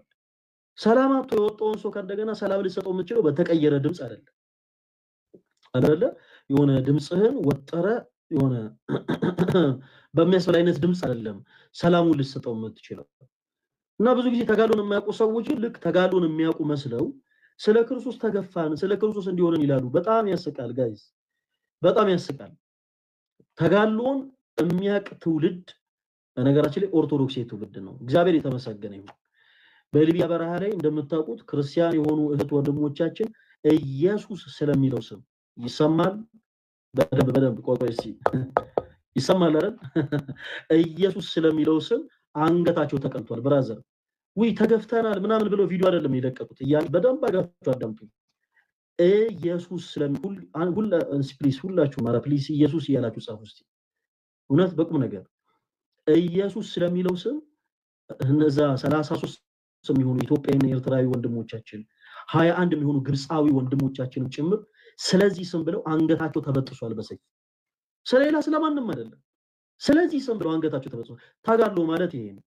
እነዚህ ሰዎች በአጠቃላይ አንገታቸውን ለሰይፍ የሰጡት ለምን እንደሆነ ታውቃላችሁ? ምክንያቱም እነርሱም የቅዱሳን ልጆች ናቸው። ገባ? የጻድቁ አዌ ገብረ መንፈስ ቅዱስ ልጆች ናቸው። የጻድቁ አባታችን የአቡነ ተክለ ሃይማኖት ልጆች ናቸው። ምንም ስለ ክርስቶስ ማመን መቀበል ለነሱ አዲስ ነገር አይደለም። ያደጉት ራሱ በዚህ ክርስቶስ በመሰረታት ቤተክርስቲያን ውስጥ ነው። ለነሱ አዲስ ነገር አይደለም። እነዚህ ሰዎች በአጠቃላይ የነ ቅዱስ ጊዮርጊስ የነ ቅዱስ አርሴማ የነ አባ መቃርስ የነ ክርስቶስ ሰምራ ልጆች ናቸው። ለነሱ ተጋድሎ አዲስ ነገር አይደለም። እኔ ቃል መገብ የቪዲዮ ማስረጃ እንኳን ፕሊስ አሳዩ። የቪዲዮ እንኳን ማስረጃ በክፍለ ዘመናት ውስጥ ለዚህ ስም ብሎ በነገራችን ለአንገቱ ለሰይፍ የሰጠ ፕሮቴስታንት አንድም የለም። ለምን? ምክንያቱም ፕሮቴስታንቲዝም ባይሰልፍ ተጋድሎን አያውቅም። ስለዚህ ገድልን አልቀበልም የሚደንቅ ነገር አይደለም። ሌላ በጣም የሚገርመኝ ነገር ልክ እንደዚህ አይነት ቅዱሳን ሲወሱ የቅዱሳን ስም ሲጠራ ሙታን የሚሉ ሰዎች አሉ። እኔ ጋይስ አረ ፕሊስ እባካችሁ እንዴ በቁም የሞትን እኛ ያያለን ቅዱሳን ሙታን አትወል ቅዱሳን ሕያዋን ናቸው። መጽሐፍ ቅዱስን ገለጥ አድርጋችሁ አንብቡ። ቅዱሳን ከሞቱ በኋላ ሙታን ናቸው የሚል የመጽሐፍ ቅዱስ ትምህርት የለም። ሕያዋን ናቸው። ኦኬ ያና ሕያዋን የሆኑ ቅዱሳን ሙታን አትበሉ። ኤኒዌይስ ገድልን አንቀበልም የሚሉ ፕሮቴስታንቲዝሞች አሉ። ትክክል ነው። ነገር ግን ለኛ አዲስ አይደለም። ይሄ ከነሱ ይጠበቃል። ምክንያቱም ተጋድሎን የማያውቅ ትውልድ በአጠቃላይ እኔ ይሄን ገድል አልቀበል ገድል የሚባል ነገር የለም ቢል የሚያስቅ ነገር አይደለም። ብዙ አይደንቅም ልላችሁ ፈልጌ ነው። ትልቁ ገድል መጽሐፍ ቅዱስ ውስጥ ነው ያለው። ኦኬ የሐዋርያት ስራ በግዕዝ ውስጥ ተርጎሞ ራሱ ዞሮ ገድለ ሐዋርያት ማለት ነው። የሐዋርያት ስራ መጽሐፍን ሲገልጡት በዛ ውስጥ ያለው እነ ጳውሎስ ስለ ክርስቶስ ኢየሱስ ብለው ኦኬ በሰይፍ መሰየፋቸው፣ እነ ጴጥሮስ ስለ ክርስቶስ ኢየሱስ ስለሚለው ስም ተዘግዝቀው መሰቀላቸው፣ እነ ቶማስ ቆዳቸው መገፈፉ፣ ሐዋርያት በአጠቃላይ ስለ ክርስቶስ መሰደዳቸውን የተቀበሉትን ማን በአጠቃላይ ይናገራል። ተጋድሎ ማለት ያ ነው። ስለዚህ ስለ ክርስቶስ ተጋድሎ የማያውቅን ትውልድ ስለ ገድል እመን ማለት አይጠበቅብንም። በመጀመሪያ ቅዱሳንን ይቀበል። ገና በጣም ሰፊ ልዩነት ያ ነው። ክርስቶስ እነርሱን የሚቀበል እኔን ይቀበላል ብሎ ያጸደቃቸውን ቅዱሳንን ይቀበል በመጀመሪያ። ከዛ በኋላ ተጋድሎን ይጀምራል። በሊቢያ በረሃ ላይ እነዛ 21 ግብፃውያንና 33 ኢትዮጵያና ኤርትራ የሆኑ ወጣት ወንድሞቻችን ከዓለማ ሕይወት ተነስተው ሳይሳሱ አንገታቸውን ለሰይፍ የሰጡት ለአቡነ ገብረ መንፈስ ቅዱስ ለሚለው ስም አይደለም። ብራዘር በደንብ አዳምጠኝ። ተክለ ሃይማኖት ለሚለው ስም አይደለም። ቅድስት አርሴማ ለሚለው ስም፣ ኢቭን ድንግል ማርያም ለሚለው ስም አይደለም። ኢየሱስ ለሚለው ስም። ለዚህ ስም ብለው ቅዱስ ኤፍሬም በውዳሴ ማርያም እንዳለው ሰማዕታት በእውነት የዚህችን ዓለም ጣም ናቁ፣ ደማቸውን ስለ ክርስቶስ አፈሰሱ፣ ስለ መንግስተ ሰማያት ብለው መራራ ሞትን ታገሱ ብሎ እንደተናገረላቸው እነዚህም ቅዱሳን የአባቶቻቸውን ፈለግ ተከትለው ይሲ ገብረ መንፈስ ቅዱስ የሚሉት የሱን ፈለግ ሊከተሉ ነው። ጊዮርጊስ ብለው ስሙን የሚጠሩት የእርሱን ፈለግ ሊከተሉ ነው። ቅድስት አርሴማ የሚሉት የእርሷን ፈለግ ሊከተሉ ነው። በህይወታቸው ያከበሩትን ክርስቶስን ተከትለው እነርሱ በህይወታቸው ክርስቶስን አክብረውታል። አንገታቸውን ለሰይፍ ሰጥተው ደማቸውን አፍስሰው አንገታቸውን ቆርጠው ማለት ነው እንጂ በመንገድ ስንሄድ ኢየሱስ ስላልን ሰው ገፈተረ ብለው ቪዲዮ አልሰሩም። እነዛ ሰዎች ለምን መሰላችሁ? ተጋድሎን ያውቃሉ። ባጭሩ ወይ እነንተና እኮ ኢየሱስ ምናምን ስንል ዝም በል ምናምን አሉ ብለው አላለገጡ እና ፕሊስ አትቀልሉ፣ እናንተ ሰዎች አትቀልሉ። ኤኒዌይስ ሁላችሁንም እንወዳችኋለን። ደርሶ ባል ዲያቆን እርሶ ላይ ደርሶ ቦታል። ምንድን ተገፍተዋል ኢየሱስ ጌታ ነው ሲሉ እኔ እግዚአብሔር የተመሰገነ ይሁን። እንደው ከቅዱሳኑ በረከት ብንሳተፍ ለኛም ደስ ይለናል። ግን ምን አለ መሰለ ተሙዬ ኢየሱስ የሚለው ስም እጅግ በጣም ባለድል የሆነ ስም ነው። በነገራችን ላይ ሞትን በሞቱ ያሸነፈ ጌታ ኢየሱስ ክርስቶስ ነው። አለቀ። ሞትን ኢቭን በሞቱ ያሸነፈ ጌታ፣ ዓለምን በጦር አይደለም በፍቅሩ ያሸነፈ ጌታ ኢየሱስ ክርስቶስ ነውና ይህንን ስም ይዞ ሰው እንጃ ብዙ የሚጨነቅ ብዙ የሚቸገር አይመስለኝም። ነገር ግን እግዚአብሔር የተመሰገነ ይሁን። ምናልባት የኢትዮጵያ ኦርቶዶክስ ቲቪ ላይ የሆነ ሰዓት ኢንተርቪው ሰደረክ ተናግሬዋለሁ። እዚህ ቲክታክ ፕላትፎርም ላይ ከገጠሙኝ ነገሮች ውስጥ አንዱ ምንድነው ፕሮቴስታንት ከሆኑ ሰዎች 3 ጊዜ የግድያ ዛቻ ተሞክሮብኝ ያውቃል። ስፔሻሊ አንድ ግለሰብ ውጭ ሀገር ይኖር የነበረ ሰው ነው፣ ፕሮቴስታንት የሆነ ሰው ነው። ለጊዜው ስሙ ምናምን ዩዘሩ ምናምን መናገር አልፈልግም። የግድያ ዛቻ ግን አድርሶ ያውቃሉ። እግዚአብሔር የተመሰገነ ይሁን። ምንድነው መሰላችሁ እውነተኛውን ጌታ ኢየሱስ ክርስቶስን ይዛችሁ ስትሄዱ ምንም ነገር አያስፈራችሁ። ጌታ በሚያውቀው እውነቴን ነው የምላችሁ። ማለት ስለ ክርስቶስ መሞት ነውር አይደለም፣ ክብር ነው። ስለ ክርስቶስ መታሰር ለምሳሌ እኔ ፈለጋትናችሁ ነገ ከነገ ወዲያ ኢየሱስ ክርስቶስ ስለሚለው ስም ሰዎች ቢያስሩኝና ብታሰር ለኔ ክብር ነው። በነገራችን ላይ ሰው ሰርቆ አይታሰር። ሰው ደፍሮ ሰው ገሎ ዘርፎ ሰርቆ አይታሰር እንጂ ስለ ክርስቶስ መታሰር እጅግ በጣም ትልቅ በረከት ነው። እና ተሙዬ እኔ እግዚአብሔር የተመሰገነው ነው እስካሁን እንደው ትንሽ ጾምና ጸሎት ስለቀነስኩ ነው መሰለኝ ብዙ ፈተኖች አልመጡም። እንግዲህ ለሁላችን ክርስቲያኖች ወንድሞች ግን ያው ይሄ ትልቅ በረከት ነው። ክርስቲያኖች ወንድሞች እናንተ በስራ ቦታችሁ ተገላችሁ ሊሆን ይችላል። በተለይ ፋሲካ ጾምን የምታስቀድሱ እህቶቻችን በስራ ገበታችሁ ነጠላ ለብሳችሁ ቤተክርስቲያን ሄዳችሁ አስቀድሳችሁ ስለተመለሳችሁ ብቻ በብዙዎች ዘንድ ተነቃችሁ ተቃላችሁ ሊሆን ይችላል። ኦርቶዶክስ የሆንከው ወንድሜ እግዚአብሔርን የምትፈራ ሰው ስለሆንክ ኦኬ ኢየሱስ የሚለውን ስም የምትፈራ ሰው ስለሆንክ በብዙ እህቶች ዘንድ እንደ ፋራ ተቆጥራ ሊሆን ይችላል። እግዚአብሔርን የምትፈራ ሰው ስለሆንክ በሴት ህይወት ላይ አትጫወትም። እግዚአብሔርን የምትፈራ ሰው ስለሆንክ በእህቶች ላይፍ ላይ አትጫወትም። ኦኬ ቁም ነገረኛ ነህ። ያልፈለካትን ሴት በአጠቃላይ ናፍቀሽኛል ወድሻለሁ እያልክ እንደው ባርጋ ከሷ ጋር በፍቶት አትወርቅም። እግዚአብሔርን የምትፈራ ሰው ስለሆንክ ግን በብዙ ሴቶች ዘንድ ግን ተነቀ ሊሆን ይችላል። በተመሳሳይ ያንቺ ልክ እንደዛው እግዚአብሔርን የምትፈሪ ሴት ስለሆንሽ አታላይ ስለሆንሽ በቃላት ጋጋታ ብቻ ሰውንም አላለ እንደው ማታታይ አይነት ሰው ስለሆንሽ በብዙ ወንዶች ዘንድ አንቺም ተነቀሽ ሊሆን ይችላል። ይሄ በራሱ ትልቅ በረከት ነው። በነገራችን ላይ ክርስቶስ እጅግ በጣም የሚደንቀው ምን እንደሆነ ታውቃለህ? እያንዳንዷን ጥቃቅን የሆነችው ነገር በአጠቃላይ እያንዳንዷ ነገር ሳይቀር እየቆጠረ ለበረከት የሚያደርግ አምላክ ነው። ሰበብ እየፈለገ የሚምር ጌታ ነው ኢየሱስ ክርስቶስ። እና በዚህ አጋጣሚ በእያንዳንዱ በስራ ገበታችሁ፣ በትምህርት ቦታችሁ፣ በትዳራችሁ፣ በጉርብትናችሁ፣ በእያንዳንዱ ህይወታችሁ ስለዚህ ስም የተገፋችሁት ወንድሞቻችን፣ ስለዚህ ስም የተናቃችሁት ወንድሞቻችን፣ ስለዚህ ስም ተበላችሁ ፋራ የተበላችሁ እህት ወንድሞቻችን እግዚአብሔር አምላክ በእውነት ተጋሏችሁን ተጋሎ ሰማዕታት አድርጎ ይቀበልላችሁ። ልፋታችሁን እንደ ሰማዕታቱ አድርጎ ይቀበልላችሁ። ከኃጢአት በስተቀር የልባችሁ መሻት ይፈጽምላችሁ። እወዳችኋለሁ። ወንድማችን ሰሙ ይላል እና ተወጣ በጣም በጣም ቃለ ሕይወት ያሰማልን። በቁም ነገሩ ስለበጣ ቃለ ሕይወት ያሰማልን። ድንቅ የሆነ ትምህርት ነው ያስተላለፉት። ደግሞ የሚያበረታ የሚያጸና ቃል ነው የሰጡት። ግን ከዚህ በፊት አንድ ሰው እርሶ ገስት ላይ ገብቶ ስለ ጸጉሮት አስተያየት ሰጥቶት ነበር። የእሱን አስተያየት ሰምተው ጸጉሮትን የተቆረጡት? አዎ፣ በእርግጥ ጸጉር ማለት ያው ጸጉሬ የራሴ ነው፣ የፐብሊክ አይደለም። ግን ቢሆንም እሱ ላይ ጥሩ ብለዋል፣ ጥሩ አስተምረዋል። ቃለ ሕይወት ያሰማልን ብያለሁ። የፐብሊክ ባይሆን ኖሮ እንደዚህ አርገው አይቆረጡም ነበር እና አልገባኝም። እኔም እኮ የዛን ተሳሳትኩኝ፣ የዛን ጊዜ ተሳሳትኩኝ ብዬ ነበረ። አይ ጸጉሬ ፐብሊክ አይደለም የኔ ብቻ ነው ምናምን ብዬ ነበረ። የተረዱት ነገር ግን ፈለገ አትናቴዎስ የሁሉም ነው። ፈለገ አትናቴዎስ የሆነ የኔ ነው ማለት የሚችል አንድም ግለሰብ የለም በነገራችን ላይ በዚህ ሰዓት።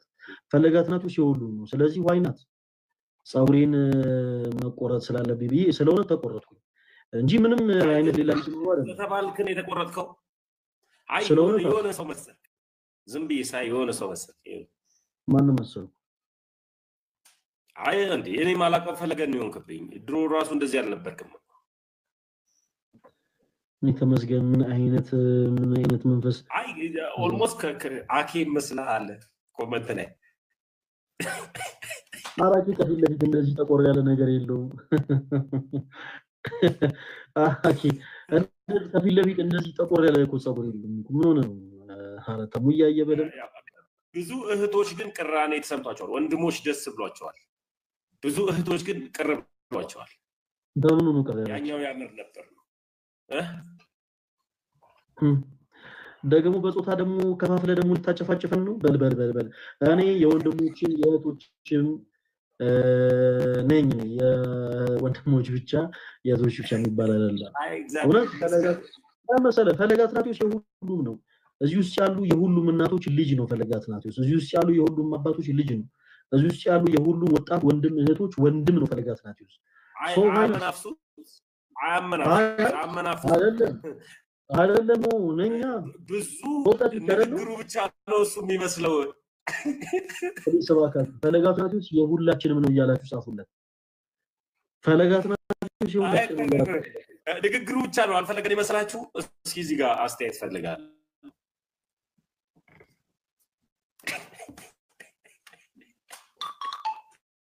በነገራችን ላይ እርግጠኛ ሆኜ የምናገረው ነገር ልንገርህ፣ እርግጠኛ ሆኜ የምናገረው ነገር ክሊንከት እኔ ላይ ነው የሚያምረው። ተመስገን ያው እግዚአብሔር ምስክር። አንተና ልደት ክሊንከት ለመቆረጥ እስቲ ድፈሩ። እኔ እቀጣለሁ። አንተና ልደት ተቆረጣችሁ ቀን እንዴ ስፔሻሊ ያንተ ጭንቅላት በነገራችን ላይ ቶስት ነው የሚመስለው። ቶስት ማለት ታውቃለህ? ይሁን ይሄ ዳቦ ምናምን ገብቶ እንደ ሚሊዮን ማሽን አለ ከፊትና ከኋላ። አዎ በቃ ከፊትና ከኋላ እንደዛ ነው ያንተ። በተለይ ለክሊንከት አይሆንም። የልደት ደግሞ ቅዱስ ሚካኤልዬ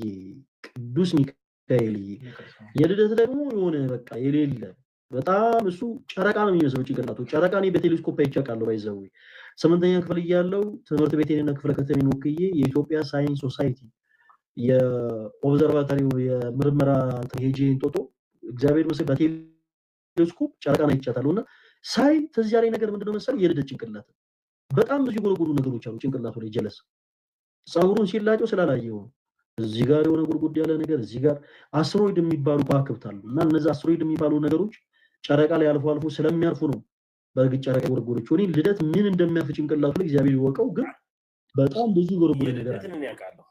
ጸጉር ቆራጭ ላይ ታለ አብሬው ይዤ ነበርና ተሰቃይታ ነው የምትሰራው። ስትል መላጣ ነው። እንዴት ዋጋ ከፍላበት ነው ሁሉ የምትሰራው? አይ ልደት እኮ በነገራችን ላይ አያወጣም። ልደት ብዙ ጊዜ ያኮርፉታል ጸጉር ቆራጮቹ ሰምቻለሁ።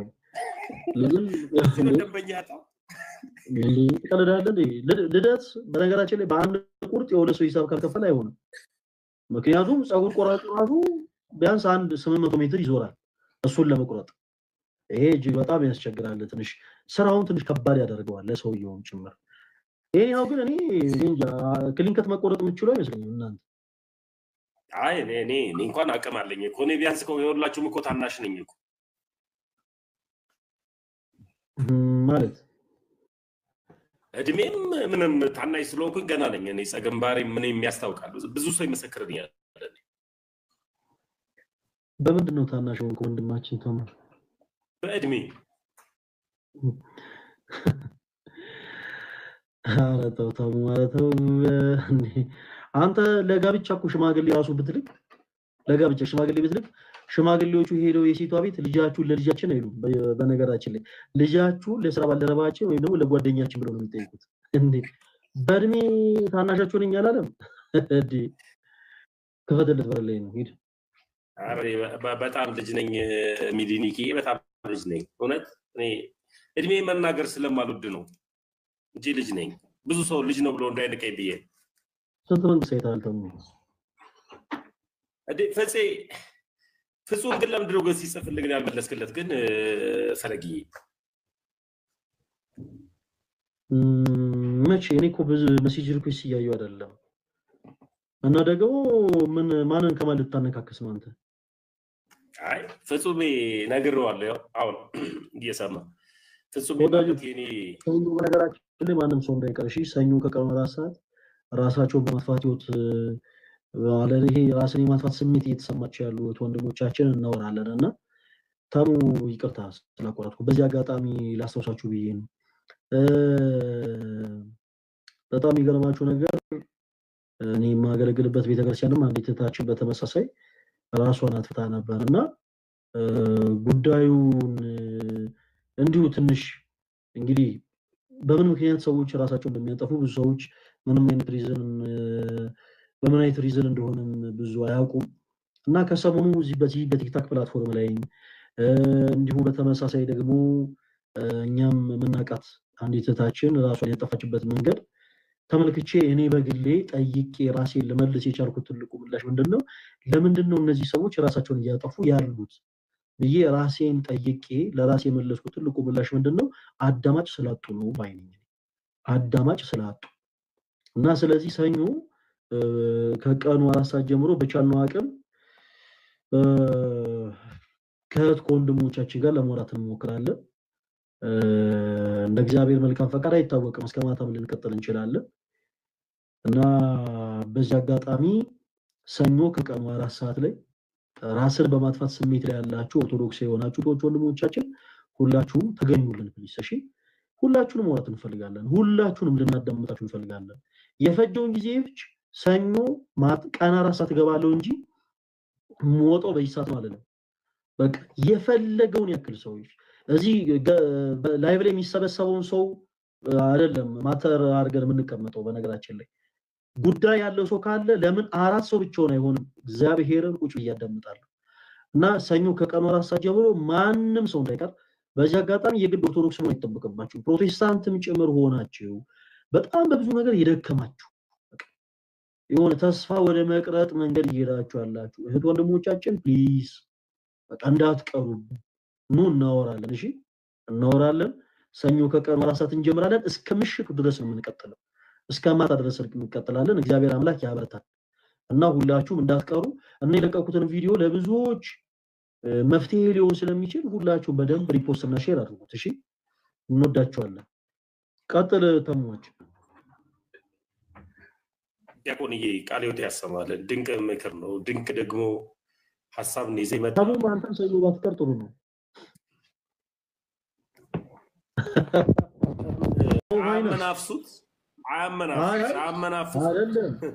አይደለም ነው ነኛ ብዙ ንግግሩ ብቻ ነው እሱ የሚመስለው።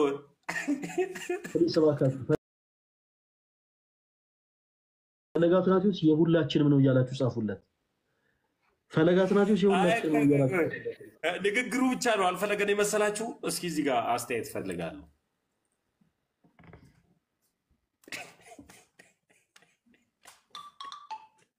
በነገራችን ላይ እርግጠኛው የምናገረው ነገር ልንገር፣ እርግጠኛው የምናገረው ነገር ክሊንከት እኔ ላይ ነው የሚያምረው። ተመስገን ያው እግዚአብሔር ምስክር፣ አንተና ልደት ክሊንከት ለመቆረጥ እስቲ ድፈሩ፣ እኔ እቀጣለሁ። አንተና ልደት ተቆረጣችሁ ቀን እንዴ ስፔሻሊ ያንተ ጭንቅላት በነገራችን ላይ ቶስት ነው የሚመስለው። ቶስት ማለት ታውቃለህ፣ ይሁን ይሄ ዳቦ ምናምን ገብቶ እንደዚህ ሰሚል የሆነ ማሽን አለ ከፊትና ከኋላ። አዎ በቃ ከፊትና ከኋላ እንደዛ ነው ያንተ። በተለይ ለክሊንከት አይሆንም። የልደት ደግሞ ቅዱስ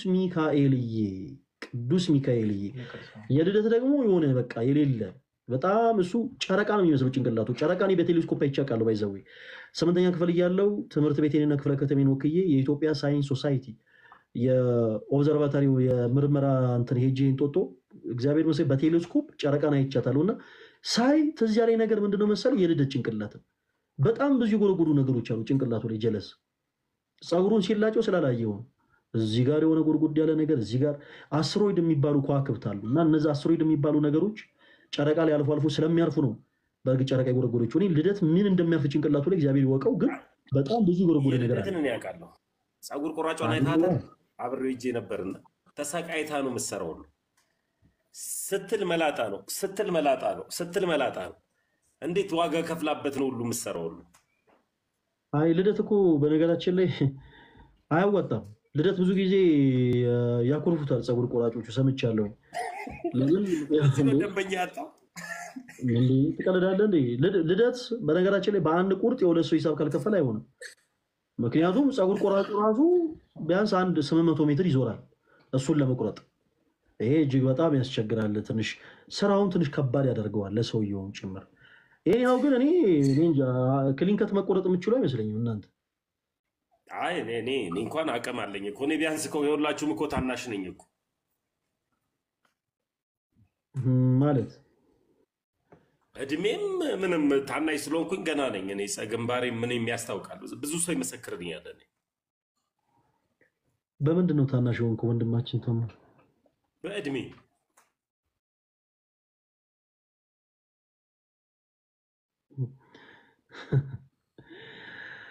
ኧረ ተው ተው ማለት ነው። አንተ ለጋብቻ እኮ ሽማግሌ ራሱ ብትልክ ለጋብቻ ሽማግሌ ብትልክ ሽማግሌዎቹ ሄደው የሴቷ ቤት ልጃችሁን ለልጃችን አይሉም። በነገራችን ላይ ልጃችሁን ለስራ ባልደረባችን ወይም ደግሞ ለጓደኛችን ብለው ነው የሚጠይቁት። እንዴ በእድሜ ታናሻችሁ ነኝ አላለም እንዴ? ክፈትለት በር ላይ ነው ሂድ። ኧረ በጣም ልጅ ነኝ ሚዲኒኪ፣ በጣም ልጅ ነኝ እውነት። እኔ እድሜ መናገር ስለማልወድ ነው እንጂ ልጅ ነኝ። ብዙ ሰው ልጅ ነው ብሎ እንዳይንቀኝ ብዬ። ስንት መንግስት አይተሃል ተሙ? ፍጹም ግን ለምንድን ነው ግን ሲጽፍልህ ግን ያልመለስክለት ግን ፈለጊ? መቼ? እኔ እኮ ብዙ ሜሴጅ ሪኩዌስት እያየሁ አይደለም። እና ደግሞ ማንን ከማን ልታነካክስ ነው አንተ? አይ ፍጹሜ ነግሬዋለሁ። ያው አሁን እየሰማ ፍጹሜ ሰኞ በነገራችን ላይ ማንም ሰው እንዳይቀር እሺ። ሰኞ ከቀኑ 4 ሰዓት ራሳቸውን በማጥፋት ህይወት ማለት ይሄ ራስን የማጥፋት ስሜት እየተሰማች ያሉ ወንድሞቻችን እናወራለን እና ተሙ ይቅርታ ስላቋረጥኩ በዚህ አጋጣሚ ላስታውሳችሁ ብዬ ነው። በጣም የሚገርማችሁ ነገር እኔ የማገለግልበት ቤተክርስቲያንም አንዲት እህታችን በተመሳሳይ ራሷን አጥፍታ ነበር እና ጉዳዩን እንዲሁ ትንሽ እንግዲህ በምን ምክንያት ሰዎች ራሳቸውን እንደሚያጠፉ ብዙ ሰዎች በምን አይነት ሪዝን እንደሆነም ብዙ አያውቁም እና ከሰሞኑ እዚህ በቲክታክ ፕላትፎርም ላይ እንዲሁ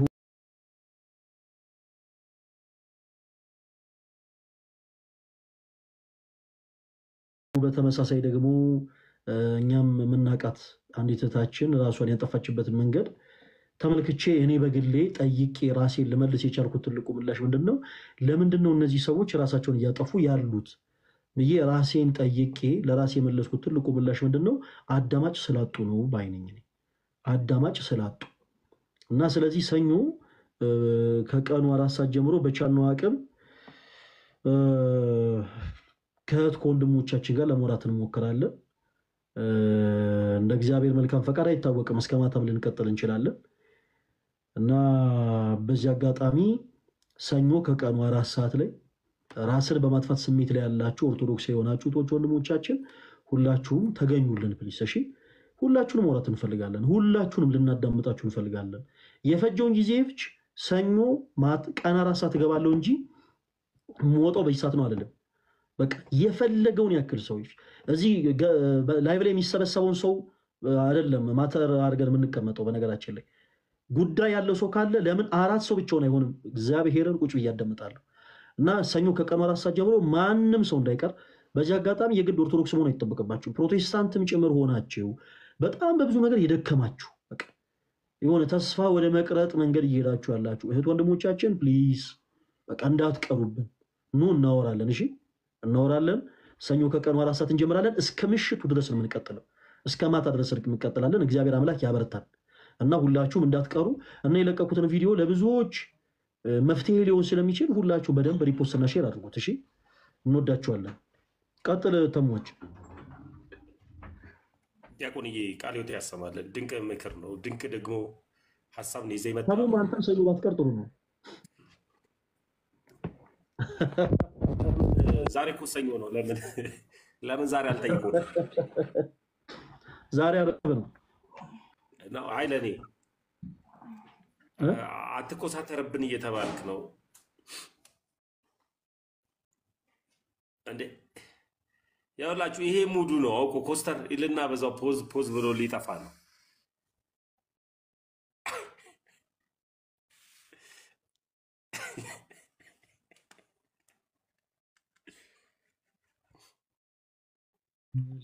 ሲነቁ እናወራለን። እንዳይሆን ለሀገር እሷን ነገር ፈልጋታል። በጌታ ዲያቆንዬ እስቲ ቆይችንበታለሁ ለአንድ ደቂቃ። ለሀገሪትን ሰላማኪያከ ጠቅፍ አባሁ አባ ገብረ መንፈስ ቅዱስ አባሁ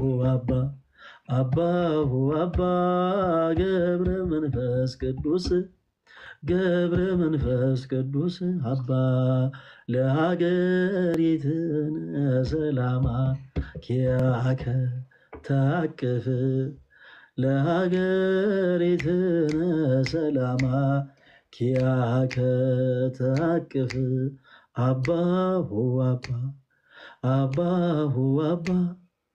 ገብረ መንፈስ ቅዱስ አባሁ አባ ገብረ መንፈስ ቅዱስ አባ። እኔ በጣም የሚገርመኝን ነገር ልንገርህ። በዚህ አጋጣሚ በጣም የሚገርመኝን ነገር ልንገርህ። በፕሮቴስታንቲዝም ያሉ ወንድሞቻችን እንዴት ነው ለሰው የምትዘምሩት ይላል። እንዴት ሆይ ለማን ነው የሚዘመረው ምናምን ስላቸው ለኢየሱስ ብቻ ለኢየሱስ። ምንድነው ሚካኤል ምናምን የምትለው ምንድነው ማርያምስ የምትሉት ምናምን ነገር ይላሉ። በጣም የሚገርመኝን 2 ነገር እዚህ ላይ አስቀምጥ። አንደኛ ፕሮቴስታንቲዝም ኢቭን ለትሪኒቲ ራሱ ዝማሬ የላቸውም። ለስላሴ ማለት ነው። ለስላሴ ዝማሬ የላቸውም። ተወሱ። ለምንድነው ኦርቶዶክሳውያን ለማርያም የምትዘምሩት ለምንድነው ምናምን ብለው ያስጨንቁና የሆነ ዩቲዩብ ላይ ገብተህ ልክ እንደነሱ ፕሮቴስታንት ሆነ መዝሙር ሰርች አድርገህ ስትከፍት ድንግል ማርያም ደስ ይበልሽ የአምላክ ጸጋ የሞላብሽ እና ተው፣ ግራ ተጋብታችሁ ሰው ግራ ታጋቡ። እናንተ ሰዎች እናንተ እርግጠኛ አይደላችሁም። እኛ በነገሮች እርግጠኛ ስለሆነን እርግጠኛ ይሆን ነው እኛ ማለት በመጽሐፉና በክርስቶስ በጌታችን በመድኃኒታችን በኢየሱስ ክርስቶስ እርግጠኛ ሆን ነው እኛ እንናገር ስለ ሁሉም ነገር። እናንተ እርግጠኛ አይደላችሁና ፕሊስ ግራ ተጋብታችሁ ሌሎችንም ሰዎች ግራ ታጋቡ። ኤኒዌይስ ሌላ ጊዜ በደንብ እናወራበታለን። ፕሮቴስታንት ወንድሞቻችንም እያስገባን እናወራለን። እወዳችኋለሁ። ሰላም ሁኑልን። ተሟችን ሰላሙን ወንድሜ ተባረክልኝ። ደግሞ አምሮብሃል፣ እዚህ ልብሱ አካባቢ አምሮብሃል። ምንድን አልሰማሁም ነበር። ቻው አውቋል ላስወጣው እንደሆነ አውቋል ጀለስ እና ተወዳጆች ስለነበረን ጊዜ ሁሉ አምላካችን እግዚአብሔር ስሙ የተመሰገነ ይሁን። ሁላችሁንም ወዳችኋለሁ። የለቀኩትን ቪዲዮ ሁላችሁም እየገባችሁ በደንብ ፒን አድርጉት። በቅዱስ ሚካኤል አንተ ፊቴ ከበደኝ። እኔ ራሱ አልገዘፈም።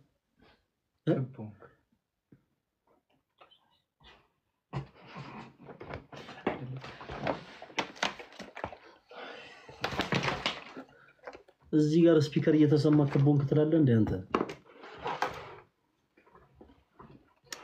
እኔ ራሱ ማለት በጣም ብዙ ነገር መናገር ፈልግ ነበር ግን ፊቴ አስደነገጠኝ። እሺ በቃ ሰኞ እንገናኝ ተወዳጆች እንትን እንዳትረሱ። በጣም ሲሪየስ የሆነ ጉዳይ ስለሆነ የለቀቁት ቪዲዮ ሁላችሁም ተመልከቱት። ቪዲዮን እየገባችሁ ሁላችሁም ሪፖስት እና ሼር አድርጉት። ሰኞ እንደ እግዚአብሔር መልካም ፈቃድ 4 ሰዓት እንገባለን። ስንት ሰዓት እንደምንወጣ እናውቅ እንግዲህ እግዚአብሔር ይወቀው። 4 ሰዓት እንገባለን። ስንት ሰዓት እንደምንወጣ እናውቅ። እግዚአብሔር ይርዳን። በሉ ደህና ሁኑ። ሁላችሁንም ወዳችኋለሁ። የጌታችን የአምላካችን የመድኃኒታችን የኢየሱስ ክርስቶስ ጸጋና ሰላም ከሁላችሁ ጋር ይሁን። በተጨማሪ በዚህ አጋጣሚ ማለት የምፈልገው ነገር አለ ተወዳጆች። እንደምታውቁት እንግዲህ መጋቢት ላይ እንደ እግዚአብሔር መልካም ፈቃድ ወደ ብፁዕ አባታችን አቡነ ይስሐቅ ጋር ለመጓዝ አስበናል ተወዳጆች። ሳንፈልግ ግን ይህን ጉዟችንን እንሰርዘው ነው። ምክንያቱም እዛ ቦታ ለመሄድ የሚያስፈልጉንን ነገሮች እንደው ከግማሽ በላይ አሟልተን መገዛዛት ያሉብንን እቃዎች በአጠቃላይ አሟልተን አሁን ላይ ወደ 350 ሺህ ብር ያክል ይጎለናል እና ማገዝ የምትችሉ እህት ወንድሞቻችን ካላችሁ በውስጥ መስመር ማገዝ እንፈልጋለን እያላችሁ ጻፉልኝ ፕሊዝ። ወደ 350 ሺህ ብር ያክል ይጎላልና እግዚአብሔር ረድቶን እዛ ቦታ ላይ ብንገኝ እግዚአብሔር ረድቶን ብፁዕ አባታችን አቡነ ይስሐቅ ጋር ተገኝተን እዚሁ በቲክታክ ፕላትፎርም ላይ በገቢ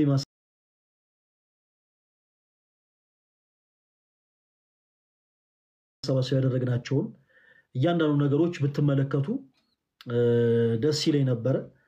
ነገር ግን አልሆነም እና ፕሊስ የምትችሉ ብታግዙ መልካም ነው። ለነገሩ እኛም ሰንፈናል ምናምን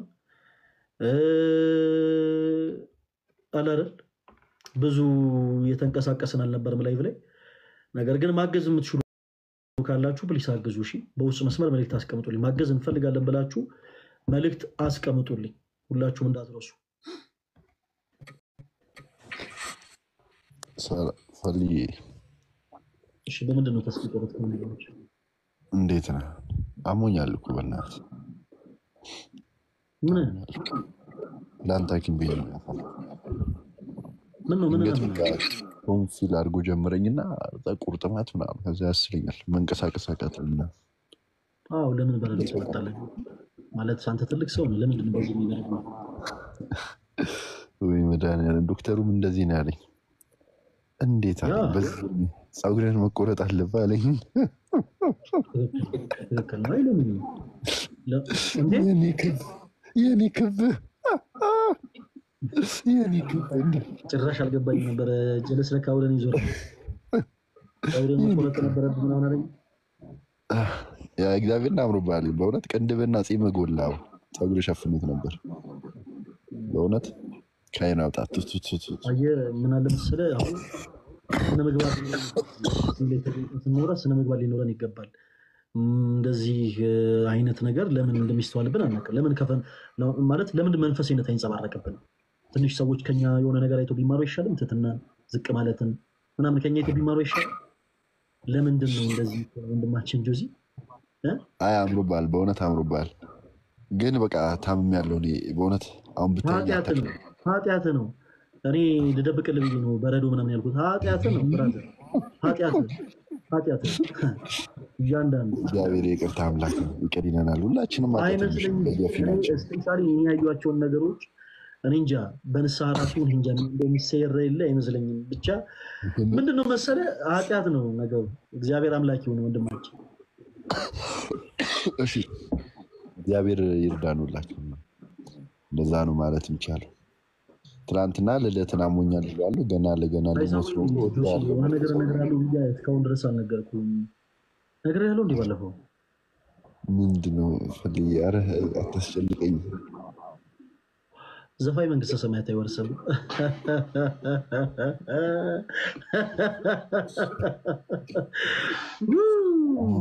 ተጋባባ አንተም ተጋባብህ። ያሳዝናል። ዘፋኝ መንግስተ ሰማያት አይወርስም። ወንድማችን ጆሲ እግዚአብሔር አምላክ አንተ ጋር ይሁን። አንተ ሰማኝ አድማጭስ ይላሉ ኮሜንት ላይ። እውነት ነው።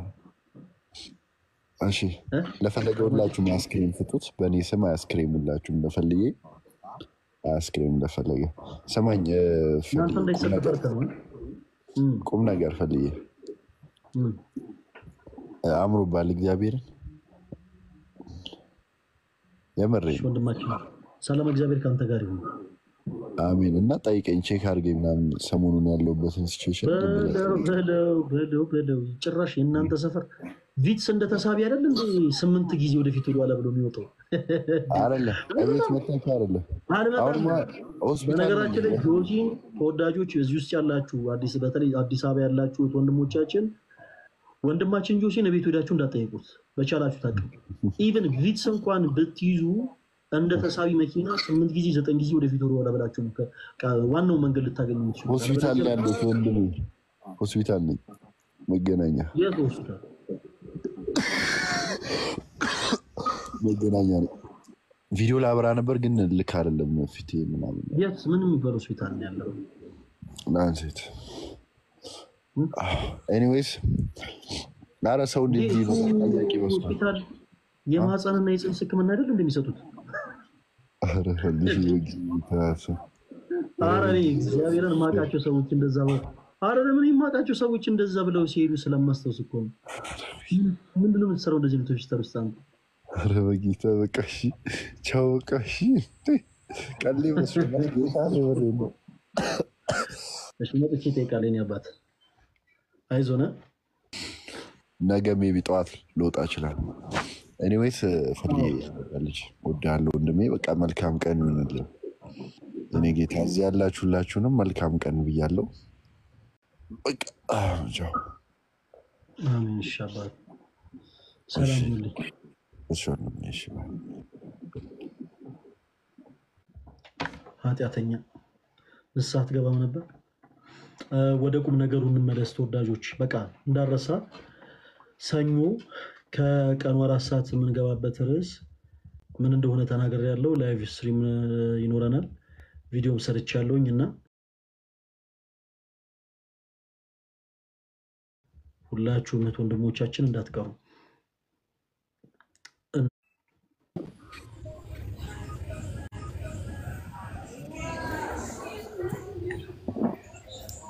መሳቅ ይቻላል።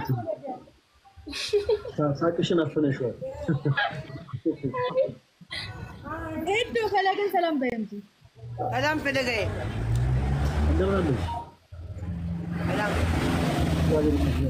እንዴት ናችሁ? የልሹ ኪዱ አለን ፈለገ ኦኬ ሰላም ልስቁብኝ ነው ኪዱና የልሹ ቻው ደህና ዋሉ። እዛ ሴጣና ለምንድን ነው ፊታችሁ እንደመሳቅ ያለው? ምንድነው?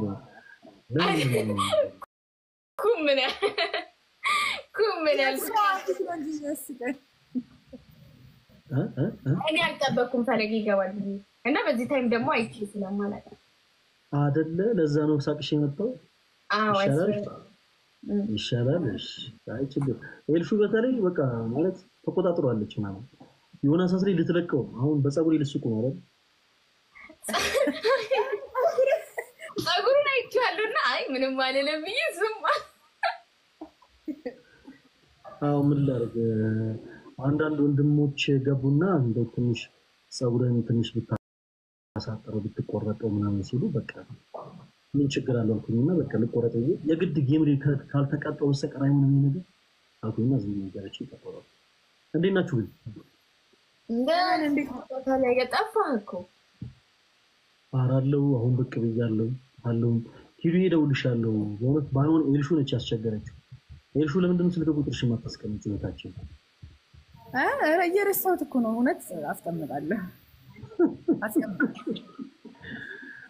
የሆነ ቪዲዮ አይቼ ነበርና በቁም ነገር እንደውም በዛ ነበር ያስታውስኩት አንድ ቪዲዮ አይቼ ትንሽ የሆነ ቤተክርስቲያን ውስጥ ምናምን የልሹ አይኖች ቀላ ብለው ምናምን ምን ተፈጥሮ ነው ምናምን ብዬ ልደውል ነበር በሳቱ ላይ በመላ ያልነበረችም ምናምን እና ምን ተፈጥሮ ነው ብዬ ልደውል ነበር ሳስታውስ ቁጥሯን ማራስቀምጥ زيد بماري زيد አይደለ ቆይ ፈለገ እንዴት እንደነገደ ይሄርከ መስራት እኮ ነው ያስሚዬ ተመለስ እንዴ እኔ ወጣለሁ በቃ ችግር የለውም ኖ ታጥታ ሰላም ነው መስራት ዘይድ ፍራተዝ አሁን ጌም ማጫወት ከሆነ እኔ ለምንበት እኔ አይደለም ቆይ ዜድዬ ቁጭ በይ ቆይ ምንም ሳታ ሚውት አድርገሽ ቆይ ኤድሹ አባባሉ አይንሽ ቀልቶ ስለነበረ በነጠላ ምናምን ምን ሆና ነው ምን ተፈጥሮ ነው ብዬ ልትጠይቅ ነበር አይኔ አሞኝ ነው ፈለገ ባይዘው ዝም ብሎ እንደዚህ አሁን ራሱ አየኸው እንዴት እንደቀላ እኔ ደግሞ አሁን ያንን እኮ ራሱ ነው የምንችለው ስንደውል እኮ እኔ ደግሞ ይዛን ሰዓት አየሁኝና ያንን ቪዲዮ ትንሽ ምን ተፈጥሮ ነው ምናምን በቆም ነገር ልደውል ነበር ያለቀስኩ ነው አይደል የሚመስለው በቃ አይኔ እንደዛ ሆነ ብታይ ላይቱ ሪንግ ላይቱ እንደዛ ነገር አይ በቃ ችግር የለም ግን በዚህ ይሄ ጾም ሳያልቅ ምናምን አንዳንድ ነገሮችን ስለምናወራ ኪዱዬ እደውልልሻለሁ እሺ ስልሽን አስቀምጪልኝና እደውልልሻለሁ ኤልሹ በተለይ እኮ እኛው ቤተክርስቲያን ምናምን ተመጣጣ የነበረች ልጅ ነች እኮ አሁን ሰፈር ስቀይር በቃ ምን ጠፋች በጣም ዩዘር ታለው የቴሌግራሟን ፈለገ አረ የዋናው መስመር ራሷ ታስቀምጥ አይ እሺ ካርገሽ ኤልሹ አስቀምጣለሁ እሺ ፈለገ እሺ ኪሪ እኔ ግን ልወጣ ነው እናንተ ትንሽ ተጫወቱ ምናምን እደውልላችሁና እናወራለን እሺ ፈለገ እሺ ወዳችኋለሁ ሁለታችሁ ታው ፈለገ እኛም እንወዳለን አረ ሶስታችንም ስቀልን ሁላችንም ወዳችኋለሁ ሰላም ነው ችግር የለም ባትወደኝም ጸጉሩ አረ ወድሻለሁ አንቺንም ወድሻለሁ ሰላም ነው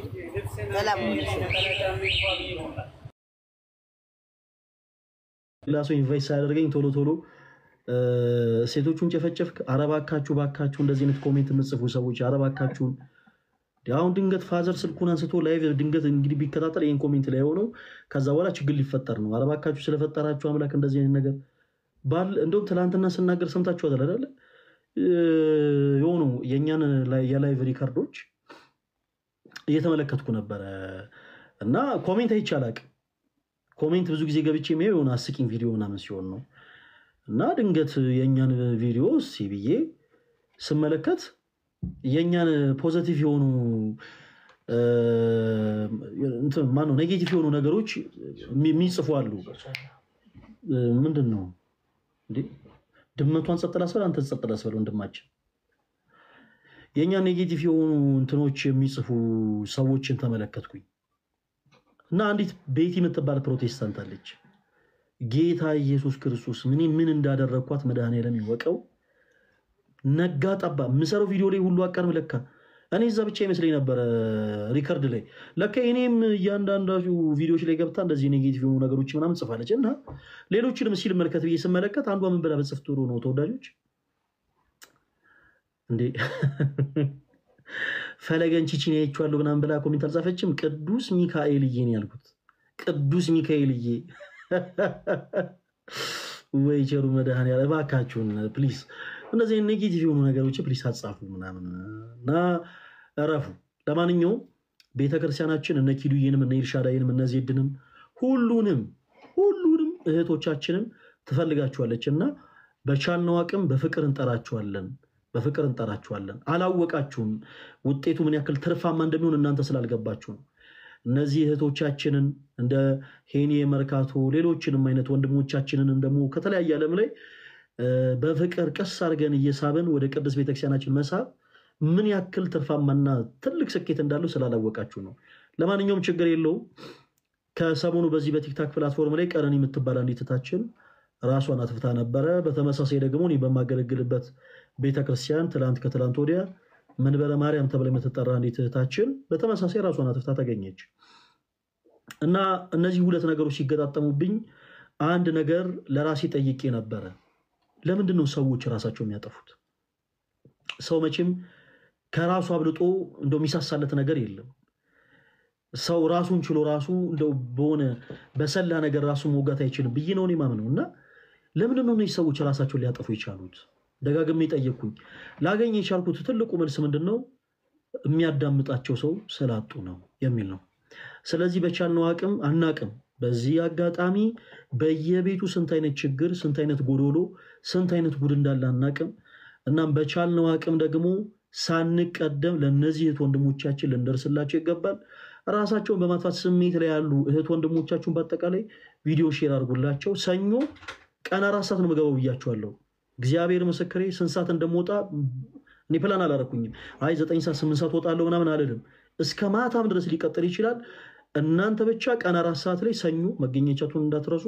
በተመሳሳይ ደግሞ ቪዲዮ ለሁሉም ይደረስ ዘንድ ሁላችሁም የሰራሁትን ቪዲዮ ማለት ነው ከላይ ያለ ሪፖስት እና ሼር ማድረጋችሁን እንዳትረሱ። ሰላም እግዚአብሔር ከሁላችሁ ጋር ይሁን። እወዳችኋለሁ። አሁን ሌላ ሰው ቶሎ ኢንቫይት ሳይደርገኝ ይሉጣ። እወዳችኋለሁ ሁላችሁንም።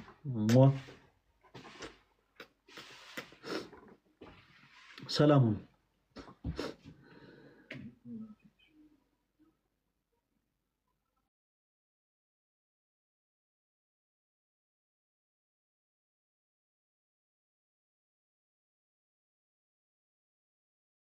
ልብ ካለ ቪዲዮ ክፈት። አይ ጀመረ። ለማንኛውም ኦፕን ደ ቪዲዮ ቪዲዮ አንተ ክፈት። ወደ ርዕስ ቪዲዮ አንተ ክፈት። እስቲ ቪዲዮ አንተ ክፈት። ወረደ ቀለባችሁት? አይ እኔ አልነካሁት።